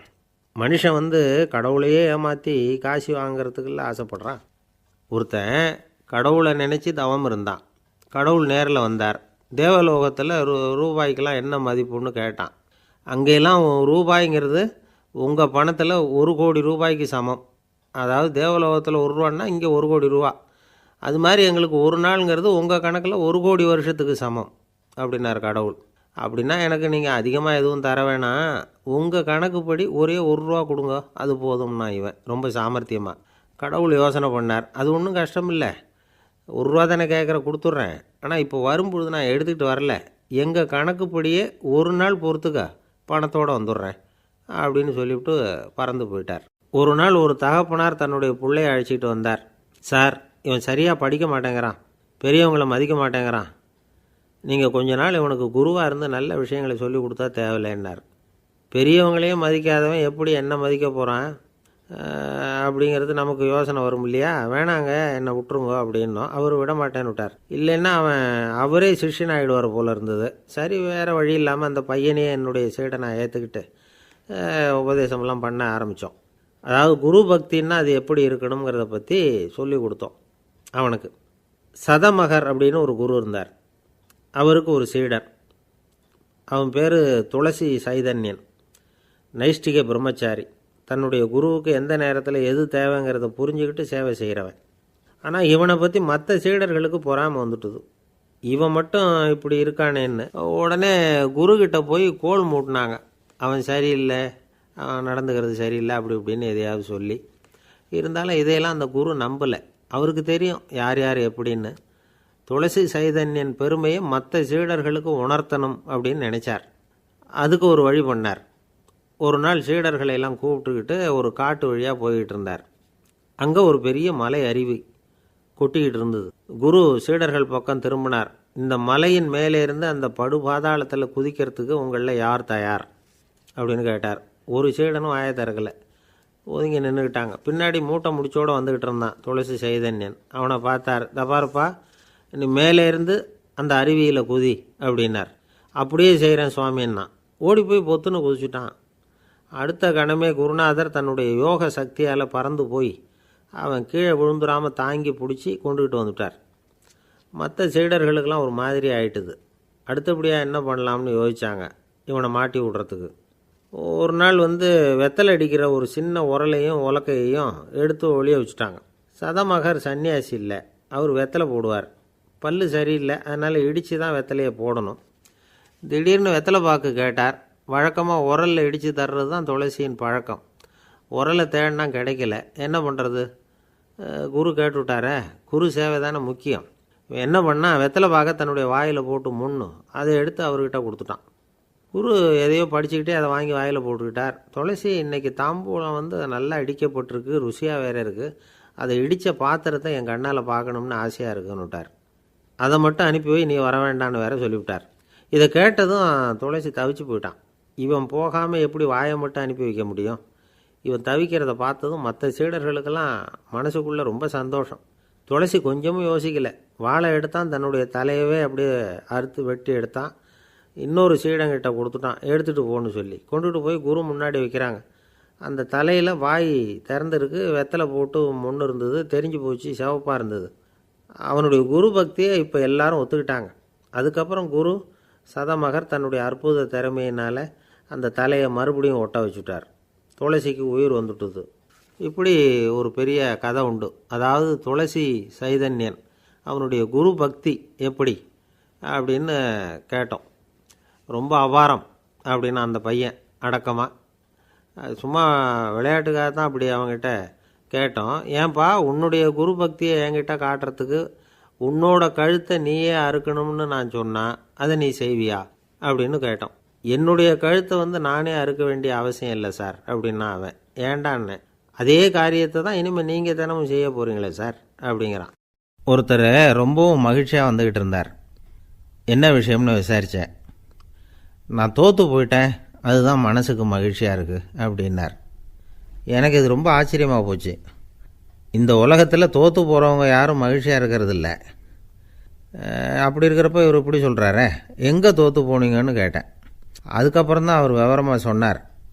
என்னோடய 5 வயசு குழந்தையோடு நான் விளையாடிக்கிட்டு இருந்தேன். அந்த விளையாட்டில் என் குழந்தை ஜெயிச்சுட்டுது, நான் தோற்று போயிட்டேன் அப்படின்னார் ரொம்ப உற்சாகமாக. நான் யோசித்து பார்த்தேன். அதாவது நாம் சின்ன குழந்தையாக இருக்கிறப்போ எந்த விளையாட்டில் கலந்துக்கிட்டாலும் அதில் நாம் தான் ஜெயிக்கணும்னு ஒரு வெறி நமக்குள்ளே இருக்கும். நம்மளை எதிர்த்து விளையாடுறவர் நல்லவரா கெட்டவரா, பெரியவரா சின்னவரா அப்படிங்கிறதெல்லாம் முக்கியம் கிடையாது. அவர் தோற்று போகணும், நாம் ஜெயிக்கணும், அதுதான் முக்கியம். எதிரியை சந்தோஷப்படுத்த விளையாடுகிற கலை அப்போ நமக்கு தெரியறதில்ல. வாழ்க்கையில் ஒரு பக்குவம் வந்ததுக்கு அப்புறம் வெற்றி பெறணுங்கிற மன அழுத்தம் போயிடுது. போட்டியில் ஜெயிக்கணுங்கிறத விட குழந்தையை சந்தோஷப்படுத்தணுங்கிறது முக்கியமாக போச்சு. ஜெயிக்கணுங்கிற வெறி ஓடி போட்டுது. ஒரு குழந்தையாக இருந்தப்போ நம்ம வளர்ச்சிக்கு உதவிய வெறி பெரியவனானதுக்கு பிறகு நமக்கு எதிரியாக மாறுது. அதை சரியான சமயத்தில் நாம் புரிஞ்சுக்கிட்டோம்னா போதும், நாம் பொழைச்சிக்கலாம். ஒவ்வொரு மனுஷனுமே வாழ்க்கையோட அடுத்த கட்ட வளர்ச்சியில் அடி எடுத்து வைக்கிற நேரத்தில் தன்கிட்ட இருந்து ஏதோ ஒரு குணத்தை அல்லது தன் குணம் இருந்த ஏதோ ஒரு உறவை நாம் இழக்கத்தான் வேண்டியிருக்குது. ஒரு கட்டம் வரைக்கும் உதவியாக இருந்த குணம் அடுத்த கட்டத்துக்கு தடையாக கூட மாறிடலாம். இந்த பரிமாண மாற்றத்துக்கு உள்ளாகிற ஒவ்வொருத்தரும் பிரத்யட்சமாக இதை உணர்றாங்க. ஆனால் பல பேர் எப்படின்னா பழசை திறந்துவிட்டு புதிய கொள்கைகளை உருவாக்கிக்கிறதுக்கு இஷ்டம் இல்லாமல் இருந்துவிடுறாங்க, அல்லது அப்படி செய்ய முடியாமல் தவிக்கிறாங்க. இதையெல்லாம் மீறி அந்த பழசை திறந்துவிட்டா அதை இழந்ததால் உண்டாகிற மன அழுத்தம் சில காலத்துக்கு வருத்திக்கிட்டு தான் இருக்கும், வேறு வழி இல்லை. ஆரோக்கியமான ஒரு முன்னேற்றத்துக்காக அந்த மன அழுத்தத்தை தாங்கிக்கத்தான் வேணும் அப்படிங்கிறாரு அந்த உலக புகழ்பெற்ற மேதை ஒருத்தர், இந்த ஸ்காட் பெக் அப்படிங்கிறவர். பிறந்த நாள் முதல் இதுதான் சரி அப்படின்னு கற்பிக்கப்பட்டு வந்த ஒவ்வொரு தத்துவத்தையும் தங்களுடைய வளர்ச்சிக்கு தகுந்த மாதிரி மாற்றி அர்த்தப்படுத்தி கொள்ள முடியாமல் வாழ்க்கை சூழலில் அப்படியே அரைப்பட்டு தூளாகிறவர்கள் தான் ரொம்ப தவிக்கிறாங்களாம். இதுதான் அவருடைய கருத்து. பெரும்பாலும் மனிதர்களுடைய நடுத்தர வயசில், அதாவது 30 தாண்டுகிற சமயத்தில் தான் இந்த தவிப்பு உண்டாகுதான். இதை தான் மேற்கத்திய நாடுகளில் அடிக்கடி மிட் லைஃப் கிரைசிஸ் அப்படின்னு சொல்கிறாங்க. அப்பப்போ பழசையெல்லாம் தொலைச்சி விட்டு புதுசாக பிறக்கிறதுக்கு கற்றுக்கணும். ஒவ்வொரு நிமிஷத்தையும் அந்த நிமிஷத்துக்கு ஏற்ற சித்தாந்தம் கொண்டவர்களாக சந்திப்போம் அப்படிங்கிறார் அந்த உளவியல் நிபுணர். இப்படி பழகிக்கிட்டால் வாழ்க்கை இன்பமயம், இல்லைன்னா தவிப்பு மயம்தான். பழசை தொலைக்க முடியாதவர்களில் எத்தனையோ பேர் உண்டு, எத்தனையோ ரகம் உண்டு. அதில் வேடிக்கையான நண்பர்களும் உண்டு. ஒருத்தர் நண்பர் வீட்டுக்கு போனார். அவர் ஏதோ இனிப்பு பலகாரம் கொடுத்து சாப்பிட சொல்லியிருக்கிறாங்க அவங்க வீட்டில். இவர் சாப்பிட்டு பார்த்துட்டு சொன்னாராம், சார் 6 மாதத்துக்கு முன்னாடி ஒரு தடவை இங்கே வந்தேன், அப்போது ஒரு இனிப்பு பலகாரம் கொடுத்தீங்க, அது இதை விட நல்லா இருந்தது சார் அப்படின்னாராம். அப்போ செஞ்ச அதே இனிப்பு பலகாரம் தான் சார் இதுவும் அப்படின்னாராம் அவர். இயேசுநாதர்கிட்ட ஒருத்தர் கேட்டாராம், இயேசுவே என்னை எவ்வளவு நேசிக்கிறீர்கள் அப்படின்னு. அவர் தன்னுடைய 2 கைகளையும் அகல விரித்து இவ்வளவு என்று சொல்லி சிலுவையில் உயிர் நீத்தார் அப்படின்னு சொல்லுவாங்க. அதாவது அந்த நேசிப்புக்கு எல்லை கிடையாது, அதே போல் மன்னிப்புக்கும் எல்லை கிடையாது. இது இயேசுநாதர் சொல்லி கொடுத்த ஒரு பாடம். இயேசுனுடைய சீடர்களில் ஒருத்தன் பீட்டர், அவன் ஒரு நாள் இயேசுநாதர்கிட்ட கேட்டிருக்கான், இயேசுவே நான் என்னுடைய தம்பிக்கிட்ட அடிக்கடி சண்டை போட்டுக்கிட்டு இருக்கிறேன், என்னுடைய சகோதரன் கூட, அவனை நான் எத்தனை தடவை மன்னிக்கிறது? ஏற்கனவே 7 தடவை அவனை மன்னிச்சுட்டேன் அப்படின்னு சொல்லியிருக்கிறான். அப்போது இயேசு சொன்னாராம், மன்னிக்கிறதுக்கு எத்தனை தடவைங்கிற கணக்கெல்லாம் கிடையாது, எத்தனை தடவை உன்னுடைய சகோதரன் உன்னை கோபப்படுத்துகிறானோ அத்தனை தடவை நீ மன்னிக்கிறதுக்கும் தயாராக இருக்கணும், அதுதான் அப்படின்னு சொன்னாராம். அப்போ இவனுக்கு ஒன்றும் புரியல, இது என்ன அவன் தப்பு பண்ணிக்கிட்டே இருப்பான், நாம் மன்னிச்சுக்கிட்டே இருக்கிறதா அப்படிங்கிறது மாதிரி குழப்பமாக இருந்திருக்கிறான். அப்போது இயேசுநாதர் தன்னுடைய சீடன் பீட்டர்கிட்ட ஒரு கதை சொன்னாராம். அந்த கதை இன்றைக்கு நாம் எல்லாரும் சிந்தித்து பார்க்க வேண்டிய ஒரு கதை. அதாவது மன்னிப்பை விரும்புகிறவர்கள் மன்னிக்கவும் தயாராக இருக்க வேண்டும் அப்படிங்கிறது தான் அந்த கதையினுடைய தத்துவம். அந்த இயேசுநாதர் சொன்ன கதை என்னென்னா, ஒரு மன்னர் இருந்தார். அவர் ஒரு நாள் அரண்மனையில் உட்காந்து கணக்கு வழக்குகள்லாம் பார்த்துக்கிட்டு இருந்தார். நம்ம அரண்மனையிலேருந்து யார் யார் அரசாங்க கடன் வாங்கியிருக்கிறாங்க, யார் யார் திருப்பி செலுத்தியிருக்கிறாங்க அப்படிங்கிற விவரத்தையெல்லாம் பார்த்துக்கிட்டு இருந்தார்.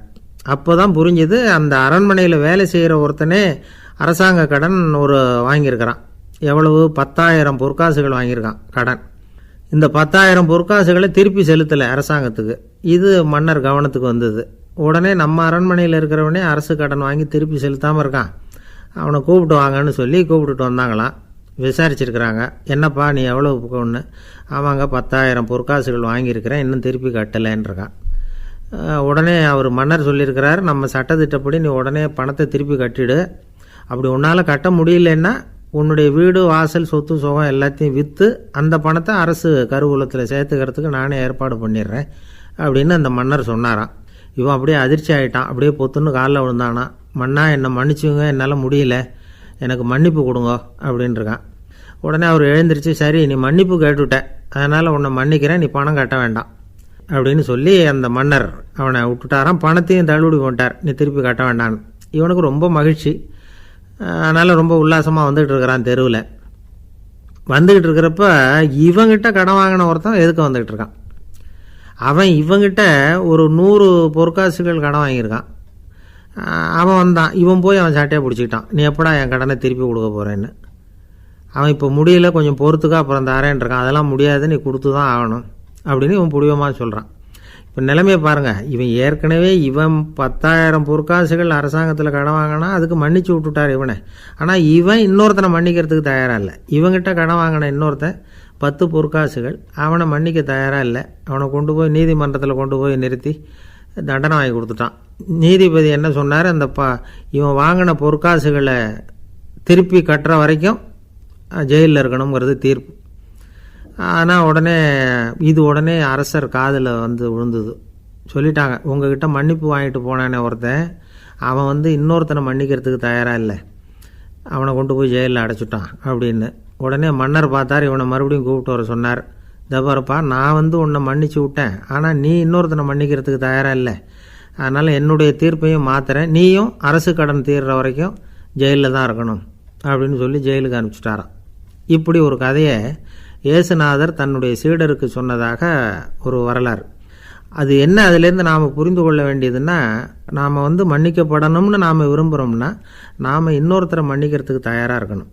அதனால் நாம் இன்னொருத்தரை யாரையும் மன்னிக்க மாட்டோம், ஆனால் என்ன இன்னொருத்தர் மன்னிக்கணும் அப்படிங்கிறது மாதிரி செய்யக்கூடாதுன்னு சொல்லுவாங்க. அது மாதிரி நாம் இப்போ இது தப்பாக புரிஞ்சுக்கிறவங்களும் இருக்கிறாங்க. பாவம் மன்னிப்புங்கிறதுலாம் எதுக்குன்னா, அதாவது மறுபடியும் பாவம் செய்யாமல் இருக்கிறதுக்காக தான். அதான் மன்னிக்கிறாரே அப்படிங்கிறதுக்காக மறுபடியும் பாவம் பண்ணிகிட்டு இருக்கிறது இல்லை. அதான் ஒருத்தர் கேட்டாராம், பாவத்திலேருந்து மன்னிப்பு கிடைக்கணும்னா நீ என்ன செய்யணும் அப்படின்னு கேட்டிருக்கார். அதுக்கு அவன் சொல்லியிருக்கிறான், நான் முதல்ல பாவம் செய்யணும், அப்போ தானே மன்னிப்பு கிடைக்கும் அப்படின்னு நானாம். இப்படிப்பட்டவர்கள் தான் இன்றைக்கி உலகத்தில் அதிகமாக இருக்கிறாங்க. அதனால் இந்த மன்னிப்பின் மகத்துவங்கிறது இயேசுநாதர்கிட்டேருந்து தான் நாம் புரிஞ்சுக்கணும். அந்த இயேசு சொன்ன அந்த மன்னிக்கிற மனோபாவம் இருந்தால் இன்றைக்கி உலகம் பூராவும் அமைதி பூங்காவாக இருக்கும். அதில் ஒன்றும் ஆச்சரியமே இல்லை, அதில் ஒன்றும் சந்தேகமும் இல்லை.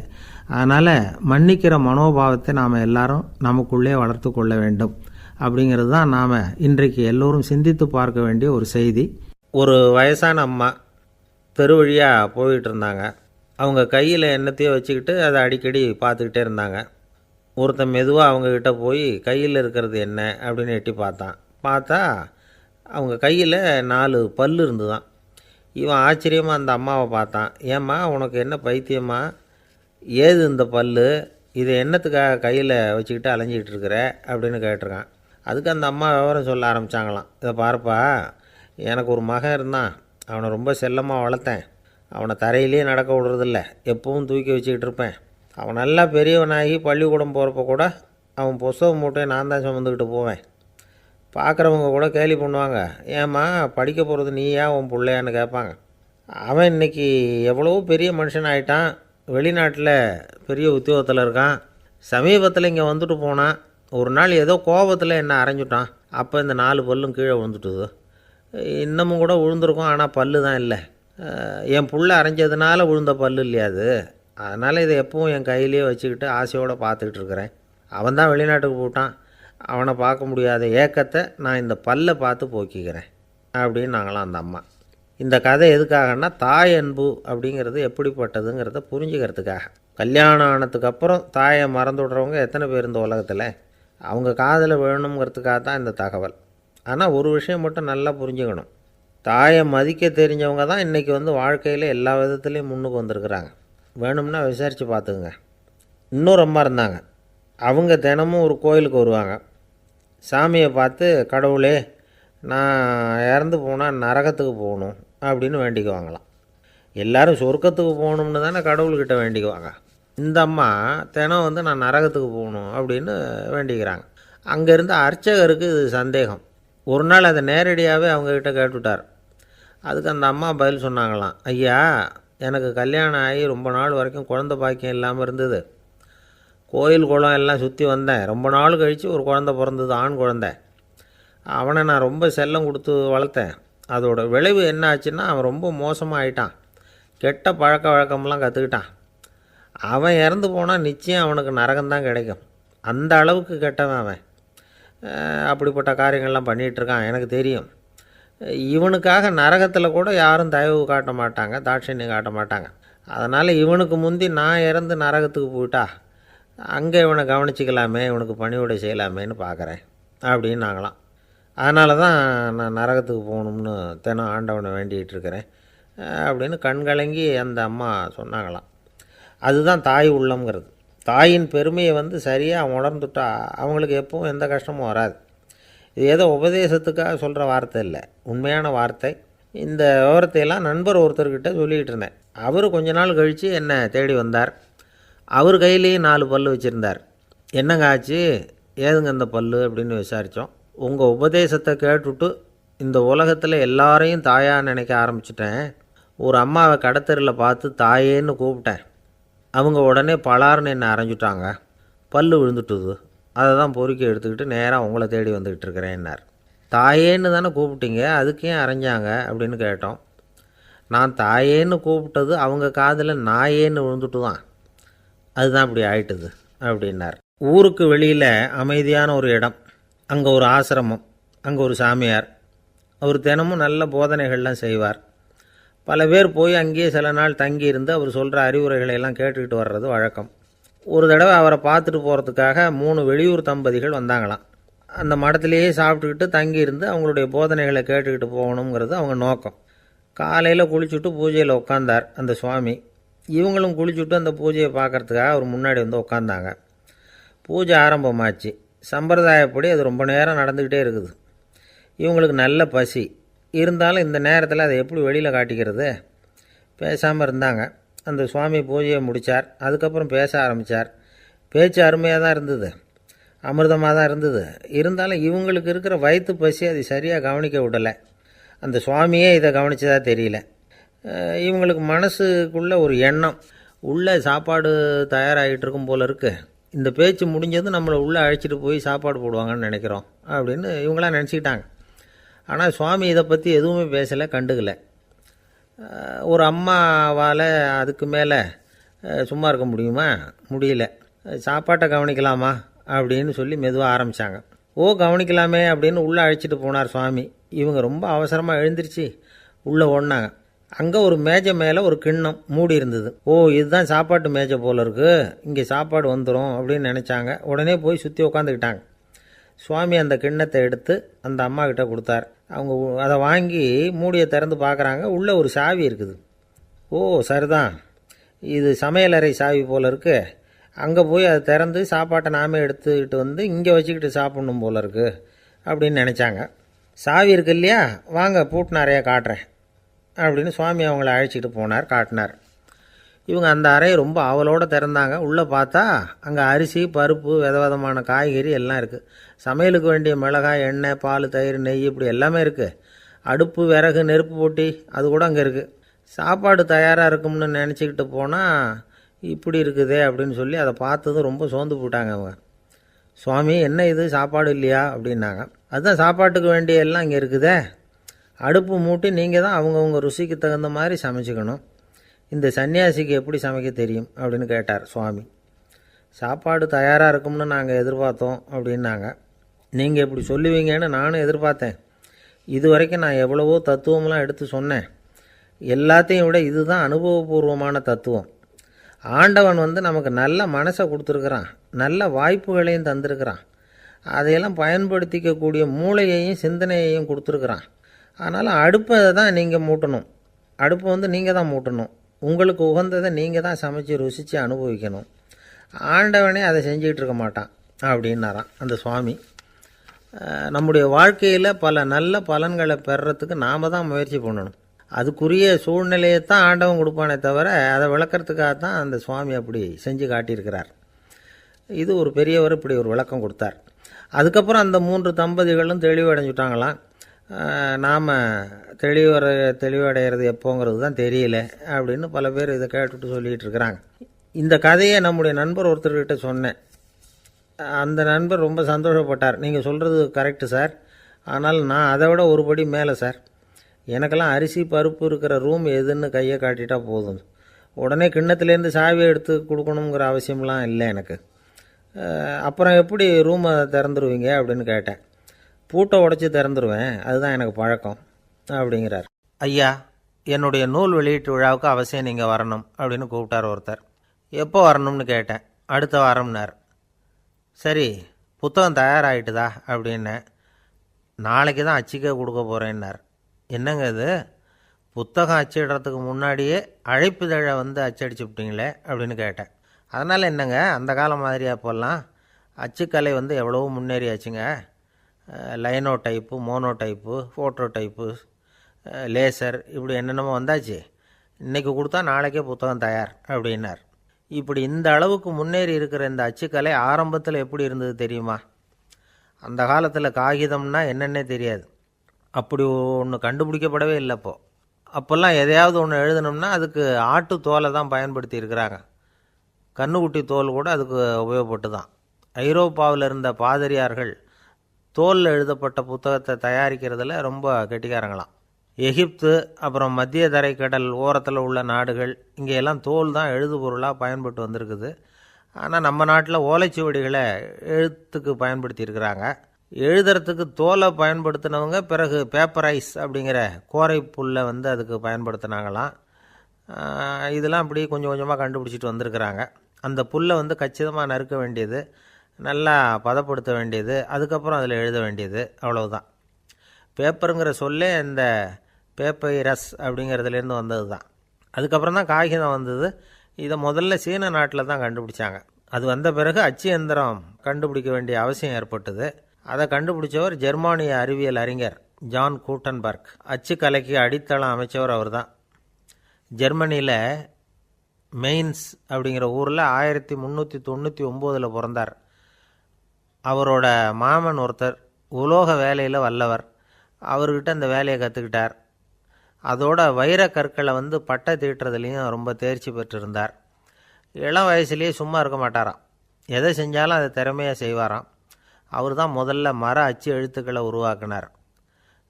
அது மேலே மை தடவி பிரதிகள் எடுத்தார். அதுக்கப்புறம் உலோக எழுத்துக்கள், முதல்ல காரியம், அப்புறம் இரும்பு, அப்புறம் கலப்பு உலோகம், பிறகு அச்சடிக்கிறதுக்கு எந்திரம் ஒன்றையும் உருவாக்கினார். முதல்ல பைபிள் அச்சடித்தார். 1468 அவர் இறந்து போனார். 16ஆம் நூற்றாண்டில் மேலை நாடுகளிலிருந்து மர எழுத்துக்களை கொண்டுகிட்டு தமிழ்நாட்டில் கிறிஸ்தவ நூல்களை அச்சிட்டாங்க. அப்போல்லாம் அச்சகங்கள் போதிய அளவுக்கு இங்கே இல்லை. அதுக்கு என்ன காரணம்னா, இந்தியர்கள் அச்சகங்களை நடத்தக்கூடாது அப்படின்னு சட்டம். 1835 வரைக்கும் அந்த சட்டம் நடைமுறையில் இருந்தது. இந்த நிலைமையில் அங்கேயும் இங்கேயுமா 1-2 அச்சகங்கள் ஆரம்பமாச்சு. 1713 தரங்கம்பாடியில் லூத்தரன் மிஷன் அச்சகம், அதே ஆண்டில் சென்னையில் எஸ்பிசிகே அச்சகம். இது ரெண்டும் தான் இந்தியாவில் முதல்ல தொடங்கப்பட்ட அச்சகங்கள். ஆட்டுத்தோல்லையும் ஓலைச்சுவடியிலையும் எழுதப்பட்ட எழுத்துக்கள் இன்றைக்கி எங்கேயோ போயிடுது. ஆனால் நம்ம ஊரில் எழுத்தாளர்கள் நிலைமை தான் ஒன்றும் சொல்லிக்கிறது மாதிரி இல்லை. நம்ம ஆள் ஒருத்தர் சொன்னார், சார், நான் சொந்தத்தில் ஒரு அச்சாபீஸ் வச்சுருந்தேன், இப்போவும் வச்சுருக்கிறேன். அதனால் என்னுடைய படைப்புகளை புத்தகமாக வெளியிடுறதில் எனக்கு ஒன்றும் கஷ்டம் இல்லை. வருஷத்துக்கு ஒரு புத்தகம் எழுதி வெளியிட்டுருவேன். 15 வருஷமாக இலக்கிய உலகத்துக்கு இப்படி சேவை செஞ்சுக்கிட்டு வர்றேன். ஆனால் இந்த வருஷம்தான் வாசகர்கள் எனக்கு பாராட்டு விழா நடத்தியிருக்கிறாங்க அப்படின்னார். இந்த வருஷம் அப்படி என்ன விசேஷம் அப்படின்னு கேட்டோம். இந்த வருஷம்தான் நான் எந்த புத்தகம் எழுதி வெளியிடாமல் இருந்தேன், அதுக்காகத்தான் எனக்கு இந்த பாராட்டு விழா அப்படின்னார். ஒரு நண்பர் இருக்கார். எப்போ பார்த்தாலும் கையில் ஒரு புத்தகம் இருக்கும்.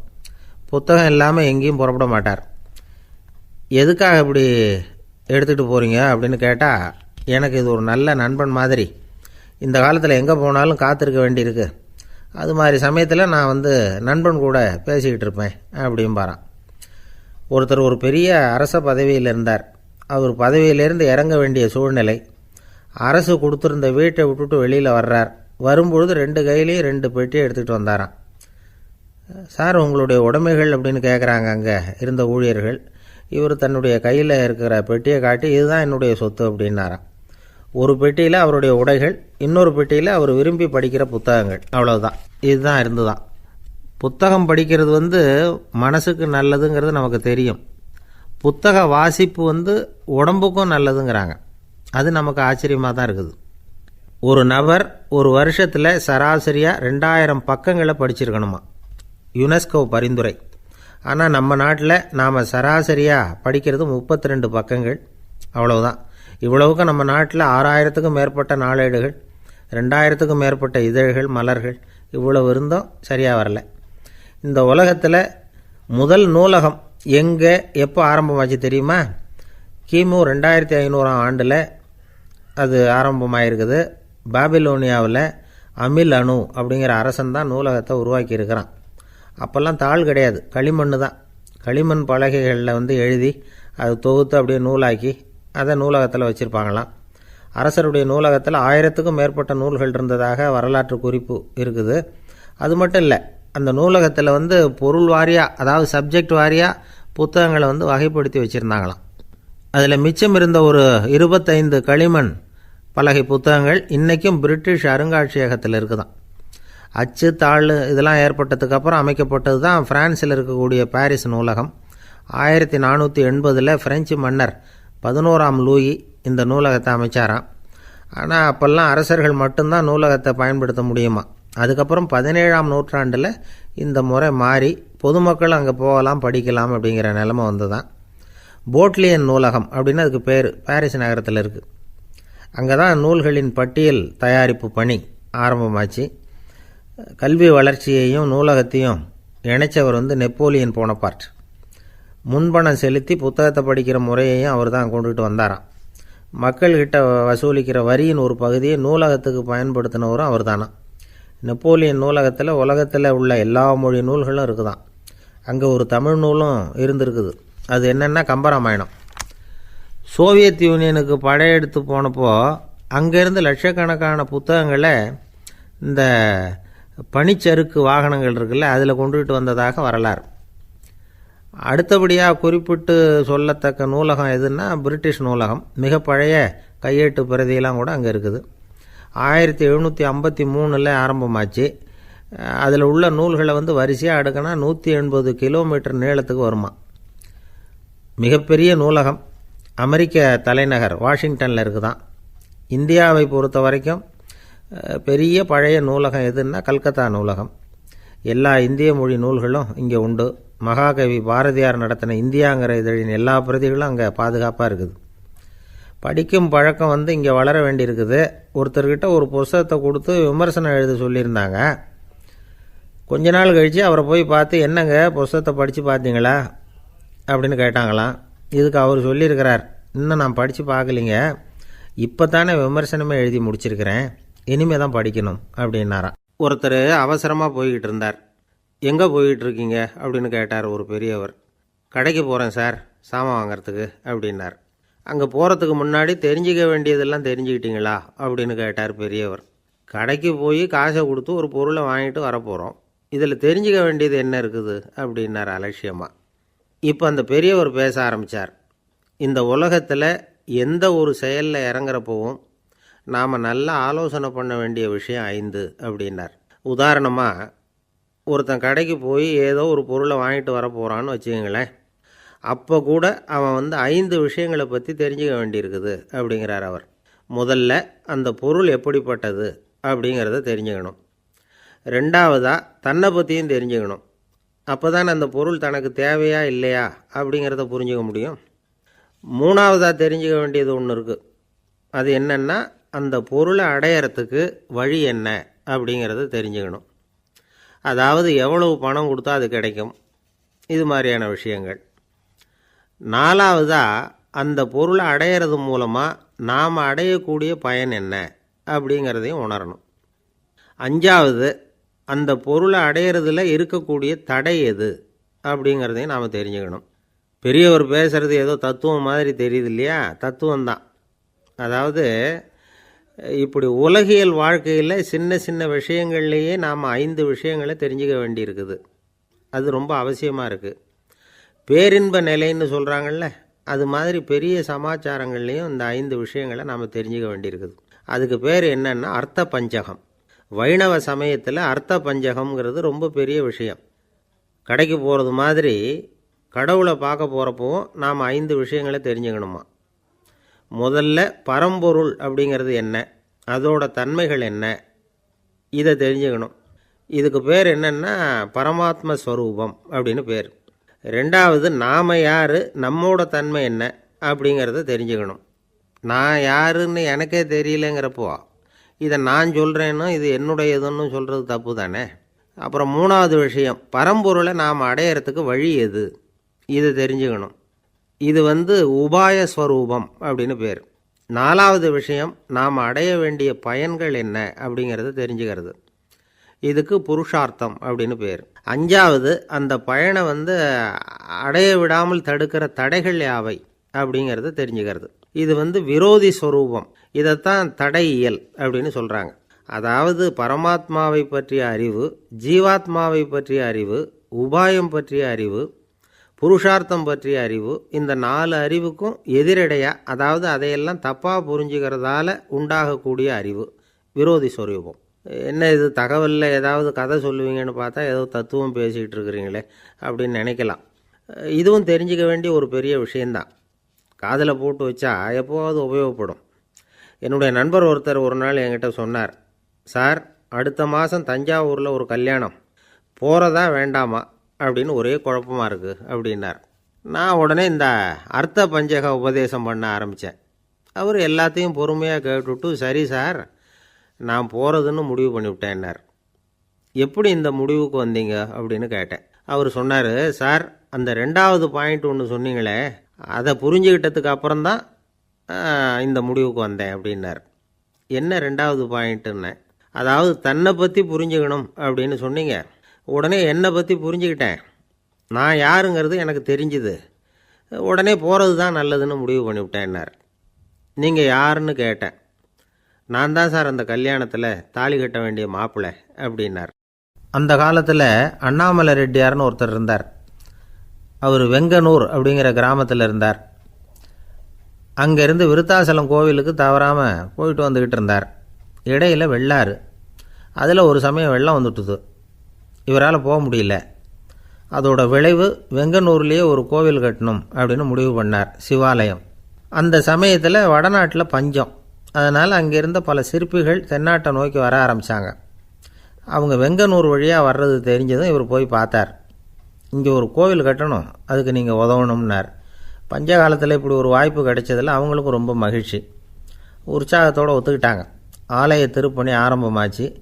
அவங்களுக்கு வேண்டிய எல்லா வசதிகளையும் இவர் செஞ்சு கொடுத்தார். அவங்களுக்கு எந்த குறையும் இல்லாமல் பார்த்துக்கிட்டார். அது மட்டும் இல்லை, ஒவ்வொரு நாளும் அங்கே வருவார். உங்களுக்கு என்ன வேணும், எது வேணும்னு கேட்பார். ஏதாவது குறை இருந்தால் சொல்லுவாங்க, உடனே தீர்த்து வைப்பார். இவரும் கேட்பார், எந்த குறையாக இருந்தாலும் என்கிட்ட சொல்லுங்க அப்படின்னு சொல்லுவார். அதை தவிர இவராகவே கவனித்தும் அவங்களுக்கு என்னென்ன தேவைங்கிறத கண்டுபிடிச்சி அதையெல்லாம் கொடுத்துக்கிட்டு இருப்பார். என்ன தேவைன்னாலும் அதை நிறைவேற்றி வச்சுருவார். அந்த சிற்பிகளின் தலைவன் ஒருத்தன், அந்த ஆளுக்கு வெத்தலை பாக்கு போடுறது பழக்கம். இதை தெரிஞ்சுக்கிட்டு அதுக்காகவே ஒரு ஆளை ஏற்பாடு பண்ணார். வேணுங்கிறப்போலாம் நீ வந்து வெத்தலை சீவல் மடித்து கொடுக்க வேண்டியது உன் வேலை அப்படின்னு ஒருத்தனை ஏற்பாடு பண்ணிட்டார். இப்படியெல்லாம் செஞ்சதும் அவங்களுக்கும் ரொம்ப உற்சாகம், ரொம்ப பொறுப்பாக சிற்ப வேலைகளை செஞ்சுக்கிட்டு இருக்கிறாங்க. ஒரு நாள் என்னாச்சு தெரியுமா, அந்த சிற்பிகளின் தலைவன் ரொம்ப நுணுக்கமாக ஒரு வேலையை செஞ்சுக்கிட்டு இருக்கிறான். சாரம் போட்டு அது மேலே படுத்துக்கிட்டு அண்ணாந்து பார்த்து உச்சியில் நுணுக்கமான சிற்பங்களை உருவாக்கிக்கிட்டு இருக்கான். சிற்பியின் கவனம் செதறப்படாதுங்கிறதுனால இவர் மெதுவாக சத்தம் போடாமல் கிட்ட போய் நின்று அதை கவனிச்சிக்கிட்டு இருக்கிறார். அந்த சிற்பி வழக்கம் போல் வெத்தலை பாக்குக்காக இடது கையை கீழே நீட்டினான். அந்த சமயம் பார்த்து அவருக்கு தாம்பூலம் கொடுக்குறவன் அங்கே இல்லை, எங்கேயோ போயிருக்கிறான். அண்ணாமலை ரெட்டியார் என்ன பண்ணார் தெரியுமா, தனக்காக கொடுக்கப்பட்ட தாம்பூலத்தை வாங்கி சிற்பியின் கையில் கொடுக்குறார். அவன் வாங்கி போட்டுக்கிட்டான். இது என்ன இன்னைக்கு வெத்தலை சீவல் வேறு மாதிரி இருக்குது, வாசனை தாம்பூலமாக இருக்குது அப்படின்னு யோசனை பண்ணிவிட்டு கீழே திரும்பி பார்க்குறார். பார்த்தா ரெட்டியார் மறுபடியும் சிற்பி கை நீட்டும் பொழுது கொடுக்கறதுக்காக தாம்பூலத்தை மடித்து வாங்கி வச்சுக்கிட்டு தயாராக நிற்கிறார். சிற்பிக்கு அதிர்ச்சி. உடனே பொத்துன்னு கீழே குதிச்சான். ஐயா, என்ன இது நீங்களா அப்படின்னா. இவர் சொன்னார், நான் ஒன்றும் தப்பு பண்ணலையே, உன்னுடைய கை புண்ணியம் செஞ்ச கை, கோயில் கட்டுற கை, அந்த கைக்கு தாம்பூலம் கொடுக்கறதுல என்ன தப்பு அப்படின்னாராம். ஏற்கனவே பஞ்சத்தில் அடிபட்டு வந்த எங்களை நீங்கள் ஆதரித்ததே பெரிய விஷயம். இந்த செயல் என்னை ஒரு பெரிய கடனாளி ஆக்கிவிட்டுது. ஐயா, எங்களுக்கு உணவு உடை இதை மட்டும் நீங்கள் கொடுத்தா போதும், ஊதியம்னு எதுவும் வாங்க மாட்டோம் அப்படின்னு நானும். அந்த சிற்பி எவ்வளவோ வற்புறுத்தியும் எதுவும் வாங்கிக்கலையாம். இந்த செய்தியை தமிழ் தாத்தா டாக்டர் ஊவேசா சொல்லியிருக்கிறார். அந்த காலத்தில் எப்படிப்பட்டவங்கள்லாம் வாழ்ந்துருக்கிறாங்க பாருங்கள். இந்த காலத்தில் ஒருத்தர் கோவில் கட்டினார், வேலை செய்கிற எல்லாருக்கும் சாப்பாடு போடுவார். சிற்ப வேலை செஞ்சுட்டு சாப்பிட வர்ற ஒவ்வொருத்தர் கையையும் அன்பாக பிடிச்சி முத்தம் கொடுத்து உள்ளே அனுப்புவார். அந்த கைகளுக்கு நீங்கள் கொடுக்குற மரியாதையாது அப்படின்னு கேட்டாங்க. அடா, அது இல்லைங்க, ஏற்கனவே முதல் பந்தியில் சாப்பிட வந்தவன் மறுபடியும் வர்றானான்னு கண்டுபிடிக்கிறதுக்காக கையை பிடிச்சி மோந்து பார்க்குறேன் அப்படின்னாராம் அவர். பிரம்மத்தை அறிந்தவன் பிரம்மமாகிறான் அப்படின்னு ஒரு பெரியவர் பேசினார் ஒரு கோவிலில். தைத்திரிய உபனிஷத்து அப்படி சொல்லுதான். இதை கேட்கும் பொழுது நமக்கு ஒரு சந்தேகம் வரும். அது எப்படி? பிரம்மத்தை அறிந்தவன் பிரம்மம் ஆகிறான்னா, சிங்கத்தை அறிந்தவன் சிங்கம் ஆகிறானா, தோசையை அறிந்தவன் தோசை ஆகிறானா? இப்படிப்பட்ட சந்தேகம் நமக்கு வர்றதில் ஒன்றும் ஆச்சரியம் இல்லை. இது இயற்கை. இதுக்கும் அந்த பெரியவரே பதில் சொல்கிறார். சிங்கம் வேற, நாம் வேற. அதனால் சிங்கத்தை அறிந்தவன் சிங்கம் ஆக மாட்டான். ஆனால் பிரம்மம் வேற, நாம் வேற இல்லை. அதனால் பிரம்மத்தை அறிந்தவன் பிரம்மமாகறான் அப்படிங்கிறது அவரோட விளக்கம். மனிதன் அவன்தான் தான் பிரம்மங்கிறது தெரியாதனால தான் அதை வேறு எங்கேயோ தேடிகிட்டு இருக்கிறான். கடைசியில் அது தான் தாங்கிறது புரிஞ்சுக்கிற பொழுது அவன் பிரம்மம் ஆகிடுறான். இதை விளக்கிறதுக்கு ஒரு உபநிஷத்து கதையே இருக்குது. நமக்கு தெரிஞ்ச கதை தான், ஆனால் அதை வேறு விதமான அர்த்தத்தில் விளையாட்டாக சொல்லிகிட்டு இருக்கிறோம். ஒரு சமயம் ஒரு 10 நண்பர்கள் ஒரு காட்டு வழியாக போய்கிட்டு இருக்கிறாங்க. குறுக்க ஒரு நதி, அதை கடந்து அடுத்த பக்கம் போகணும். எல்லோரும் ஒரு வழியாக கடந்து அடுத்த கரைக்கு போய் சேர்ந்துட்டாங்க.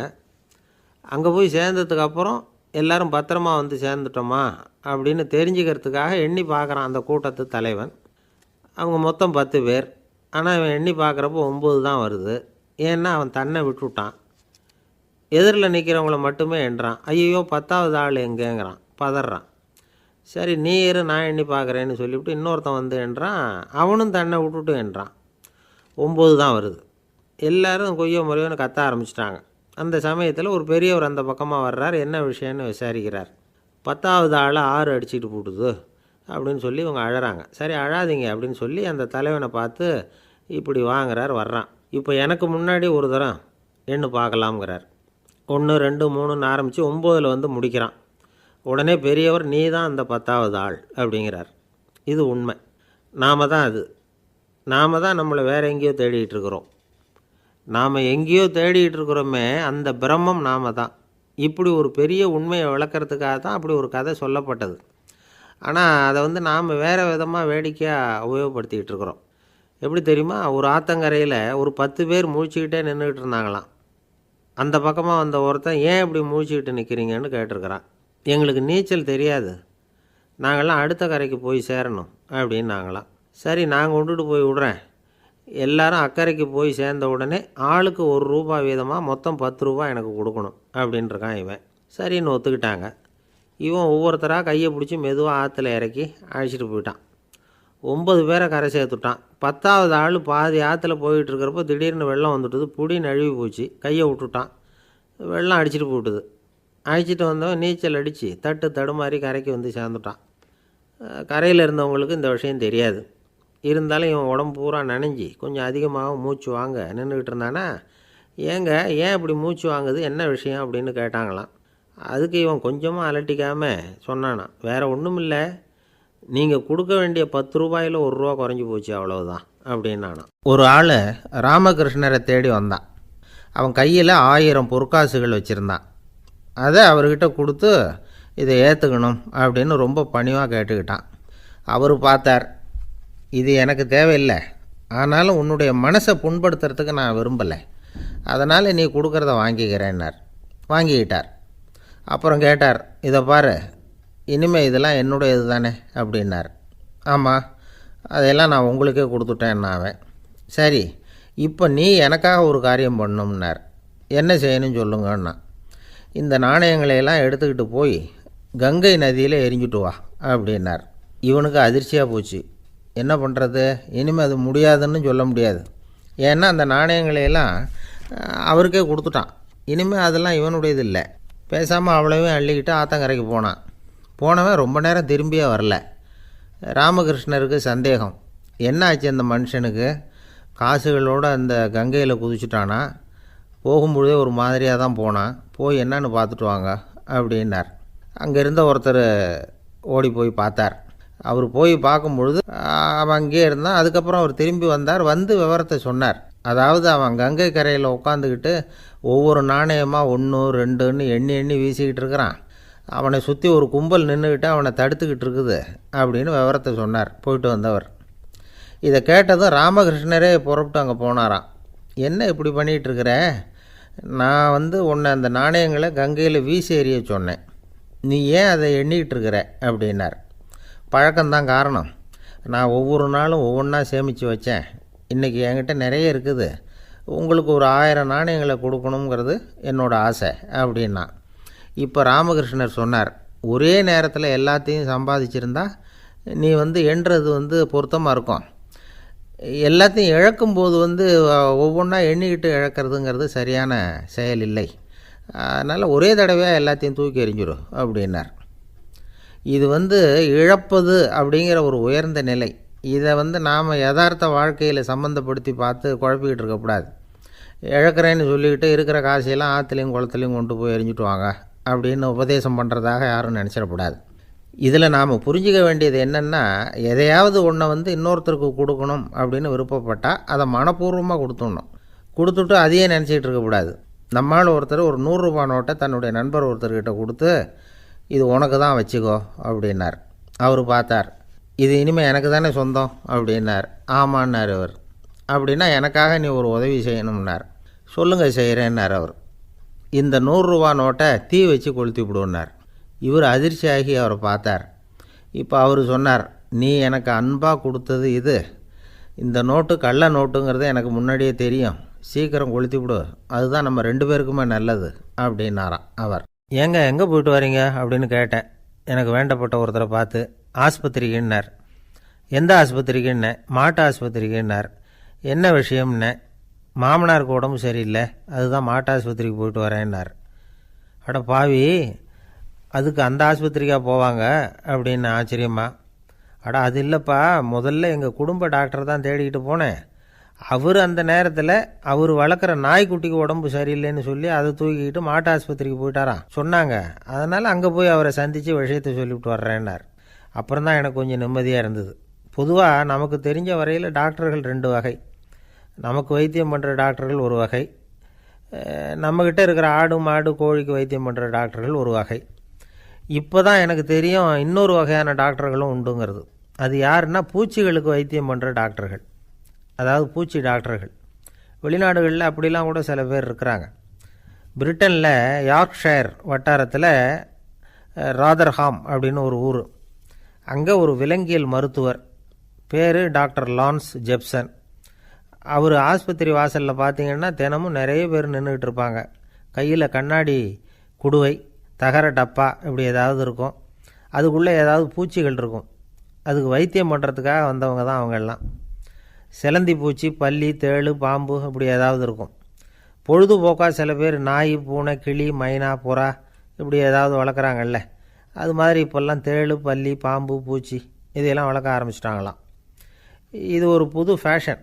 இப்போ கூண்டுக்குள்ளே டப்பாக்குள்ளே போட்டு வளர்க்குறது, அதுக்கு ஏதாவது நோய் வந்துட்டுதுன்னா வைத்தியம் பண்ணுறதுக்கு டாக்டர்கிட்ட வந்துட வேண்டியது, இப்படி இந்த பழக்கம்லாம் நிறையா வந்துட்டுது. ரத்தம் உறிஞ்சிற அட்டைகள் கூட இவங்ககிட்ட வைத்தியத்துக்கு வருதான். சிலந்திகளில் செங்கால் சிலந்தின்னு ஒரு வகை. மத்திய அமெரிக்க காடுகளில் இது அதிகம். சிலந்திகள்லேயே ரொம்ப விலை உசந்தது இந்த ரகம்தான். கால்களில் சிவப்பு கோடுகள் இருக்கும். இந்த இனம் இப்போ குறைஞ்சிக்கிட்டே வர்றதுனால சர்வதேச விதிகளின்படி இவற்றின் ஏற்றுமதி இறக்குமதிக்கு தடை விதிக்கப்பட்டிருக்குது. அதனால் இதை வளர்க்குறவங்க வீட்டுக்குள்ளேயே இனவிருத்தி மூலமாக பெருக்கி விற்பனை பண்ணிட்டு வராங்களாம். அந்த வகை சிலந்திகள் தான் இப்போ வைத்தியத்துக்கு அதிகமாக வருதான். சரி, இதுக்கெல்லாம் எப்படி வைத்தியம் பண்ணுறாங்க? முதல்ல அதை குளிர்பதன பெட்டியின் வழுவழுப்பான சுவரில் விட்ட உடனே அதெல்லாம் மெதுவாக இறங்கி வரும். அப்போ அதன் நோயை கண்டுபிடிக்கிறது சுலபம். அப்புறம் அதுக்கு கிருமிகளை கொல்லக்கூடிய மருந்துகளையோ வலி நிவாரண மருந்துகளையோ கொடுப்பாங்க. கால் உடஞ்ச சிலந்திகளுக்கு பசையை கொண்டு ஆப்ரேஷன் பண்ணுவாங்க. சில சிலந்திகளுக்கு உடஞ்ச காலை எடுத்துட்டா புதிய கால் வளர்ந்துடும். சிலந்திகளை மனிதர்கள் கையில் எடுக்கிறப்போ அது பயந்து போய் கீழே குதிக்குது. அதனால் கால் உடஞ்சி விடுது, இல்லைன்னா வயிறு சேதமடையுது. அந்த நிலைமையில் வர்ற சிலந்திகளுக்கு மயக்க மருந்து கொடுத்து ஆப்ரேஷன்லாம் கூட பண்ணுறாங்களாம். பார்த்தீங்களா பூச்சிகளுக்கு வந்த வாழ்வே. நம்ம ஊர்லேயும் வீடுகளில் பூச்சிகள் வளர்க்குறது உண்டு. ஒருத்தர் வந்தார், எனக்கு 3000 கரப்பாம்பூச்சி அவசரமாக தேவைப்படுது, எங்கே கிடைக்கும்னு கேட்டார். கரப்பாம்பூச்சியா? அது என்னத்துக்குன்னு கேட்டோம். அது வேறு ஒன்றும் இல்லை, நான் குடியிருக்கிற வாடகை வீட்டை காலி பண்ண போகிறேன். வீட்டு சொந்தக்காரர் என்ன சொல்கிறாருன்னா, இந்த வீட்டுக்கு நான் குடி வந்தப்போ எப்படி இருந்ததோ அதே நிலைமையில் விட்டுட்டு போகணும்னு வீட்டுக்காரர் சொல்லியிருக்கிறார், அதனால தான் கேட்டேன் அப்படின்னார். ஒரு தந்தை தன்னோட பிள்ளைய ரொம்ப தைரியசாலியாக வளர்க்கணும்னு ஆசைப்பட்டார். அதுக்காக அவனை கூப்பிட்டு உட்கார வச்சு இப்படி உபதேசம் பண்ணார். இதை பாருப்பா, நான் உன்னாட்டம் இருக்கிறப்போலாம் எதுக்கும் பயப்பட மாட்டேன், ரொம்ப துணிச்சலாக இருப்பேன். ஒரு நாள் ஒரு அப்பாவி எலியை ஒரு பூனை துரத்திட்டு ஓடிச்சு. நான் உடனே என்ன செஞ்சேன் தெரியுமா? அந்த பூனையை பிடிச்சேன், அது வாலில் ஒரு பட்டாசு சரத்தை கட்டினேன், கொளுத்தி விட்டேன். படபடன்னு வெடிக்க ஆரம்பிச்சுட்டுது. அது துள்ளிக்கிட்டு அங்கேயும் இங்கேயும் ஓடி இருக்கு பாரு ஓட்டம், ரொம்ப தமாஷு அப்படின்னார் அப்பா. இப்படி சொல்லிவிட்டு பையனை பார்த்து, இதை கேட்குறதுக்கு உனக்கும் துணிச்சல் வருதா? நான் என்னுடைய செயலை நீ கேட்குறப்போ உனக்கு துணிச்சல் வருதா அப்படின்னு கேட்டார். வருதுன்னா பையன். எப்படின்னா அப்படிங்கிற விவரத்தையும் சொன்னான் அவன். அதாவது எலியை விரட்டினத்துக்காக பூனை வாலில் பட்டாசு கொளுத்துனீங்க நீங்கள், பூனையை விரட்டினத்துக்காக உங்கள் கழுத்தில் பட்டாசு சரத்தை மாட்டினா என்னென்னு தோணுது எனக்கு அப்படின்னா பையன். பையனோட துணிச்சல் அப்பாவையே நடுங்க வச்சுட்டுது. அது சரி, ஒரு அப்பா பிள்ளைக்கு இப்படியா உபதேசம் பண்ணுறது? எல்லாருக்கிட்டையும் அன்பாக பழகிறது எப்படி அப்படின்னு சொல்லி கொடுக்கணும். பிஞ்சு உள்ளங்களில் நஞ்சை தூவலாமா? ஒரு நாள் விநாயகர் ஒரு பூனையோடு விளையாடிக்கிட்டு இருந்தாராம். அப்படி ஆசையாக விளையாடிக்கிட்டு இருந்தப்போ அவரோட கை நகம் தவறுதெல்லாம் பூனையோட முகத்தில் பட்டுட்டு தான். அது ஒரு சின்ன கீறலை உண்டாகி விட்டுது. அப்பா அவர் அதை ஒரு பெருசாக நினைக்கல. கொஞ்ச நேரத்துக்கு அப்புறம் விநாயகர் வீட்டுக்கு வந்தார். அவங்க அம்மா பார்வதி தேவியை பார்த்தார். பார்வதி தேவி கன்னத்தில் விரலால் கீறினது மாதிரி ஒரு அடையாளம் இருந்தது. விநாயகருக்கு அதிர்ச்சி, ஆச்சரியம். நம்ம அம்மா இந்த உலகத்துக்கே தாயார், அப்பேற்பட்ட அவங்க முகத்திலேயே கீறலை உண்டாக்கக்கூடியவங்க யாராக இருக்க முடியும் அப்படின்னு யோசனை பண்ணார். தாயே, உன்னுடைய கன்னத்தில் இந்த வடு எப்படிம்மா ஏற்பட்டதுன்னு கேட்டார். குழந்தாய், இது நீ செஞ்ச காரியம்தான்ப்பா, உன்னுடைய கை நகம் கீறினதுனால ஏற்பட்ட வடு தான் இது அப்படின்னாங்க அவங்க. விநாயகர் திடுக்கிட்டு போட்டார். எப்படிம்மா அது? நான் எந்த காலத்துலேயும் ஒன்று அப்படி கீறினதாக எனக்கு நினைவு இல்லையே அப்படின்னார். இன்னைக்கு காலையில் ஒரு பூனையை கீறினதை நீ மறந்துட்டியா அப்படின்னாங்க அந்த அம்மா.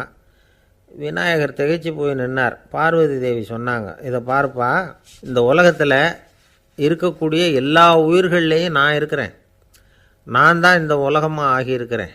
ஆகையினால நீ யாரை துன்புறுத்தினாலும் அது உண்மையிலேயே என்ன துன்புறுத்தினதாக தான் முடியும் அப்படின்னாங்க.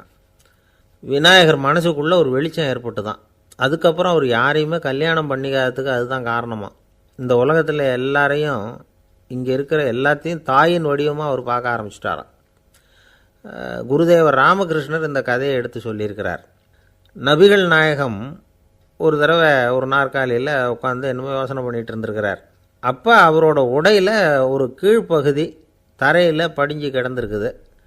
அங்கே விளையாடிக்கிட்டு இருந்த ஒரு பூனை அது மேலே வந்து படுத்து தூங்கி போச்சு. தொழுகை செய்ய வேண்டிய நேரம் வந்துட்டது.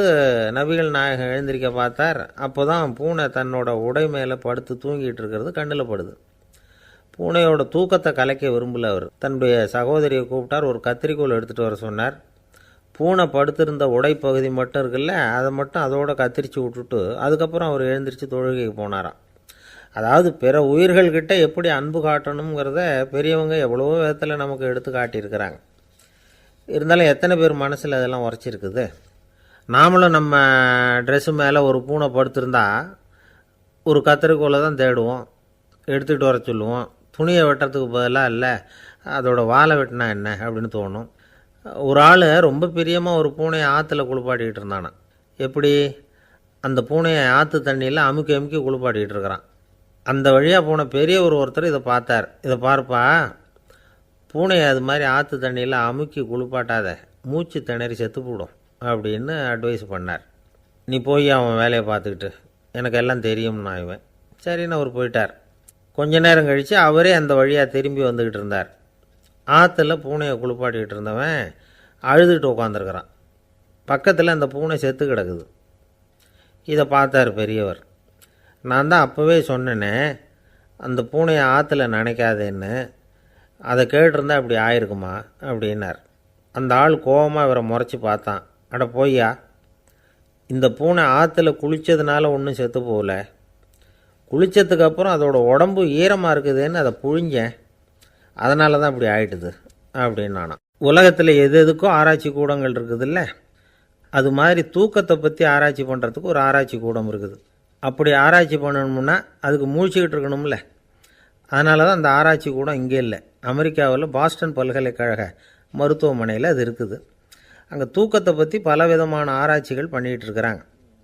அந்த ஆராய்ச்சி கூடத்தில் இயக்குனராக இருக்கிற ஒரு நிபுணர் அவர் என்ன சொல்கிறார் தெரியுமா? உங்களுக்கு தூக்கம் வரலையா, நீங்கள் நல்லா தூங்கிறதுக்கு தாராளமாக சில யோசனைகளை என்னால் சொல்ல முடியும் அப்படிங்கிறார். யோசனை தானே, காசா பணமாக கேட்டு வச்சுக்கலாமே. உணவு, மனநிலை, தூங்கும் இடத்தோட சூழ்நிலை, படுக்கைக்கு செல்கிறப்போ உள்ள பழக்க வழக்கங்கள், இது காரணமாக ஒருத்தருக்கு தூக்கம் வராமல் போகலாம். தூக்கம் வராததுக்கு இதுதான் காரணம்னா அதையெல்லாம் சுலபமாக கட்டுப்படுத்தலாங்கிறார் அவர். தூக்கத்தை வரவழைக்கக்கூடிய ஒரு நல்ல மருந்து உடற்பயிற்சி. ஆனால் ஒன்று, படுக்க போகிற நேரத்தில் இது மாதிரி உடற்பயிற்சிகள் எல்லாம் செய்யக்கூடாது. கொஞ்சம் முன்னாடி பகல்லையே இந்த பயிற்சிகளை செய்கிறது நல்லது. தூக்கம் வராமல் அவதிப்படுறவங்க பிற்பகல் நேரங்களில் காஃபி, டீ இது மாதிரி பானங்களை சாப்பிடக்கூடாது. மது அருந்துறது கூட தூக்கத்தை பாதிக்கும். வெது வெதுப்பான நீரில் குளிக்கிறது, தியானத்தில் ஈடுபடுறது, ஓய்வாக இருக்கிறது, படுக்கிறது, அதாவது படுக்கிறதுக்கு முன்னாடி ஒரு குவளை பால் சாப்பிட்றது, இதெல்லாம் தூக்கத்தை வரவழைக்கிறது ரொம்ப உதவியாக இருக்கும். இன்னொரு விஷயம் என்னென்னா, தூங்கி ஆகணுமேங்கிற கவலை வேண்டியதில்லை. அப்படி நினச்சி கவலைப்படுறதை விட்டுடணும். தூக்கம் வரலையா, உடனே படுக்கையை விட்டு எழுந்திரிக்க வேண்டியது.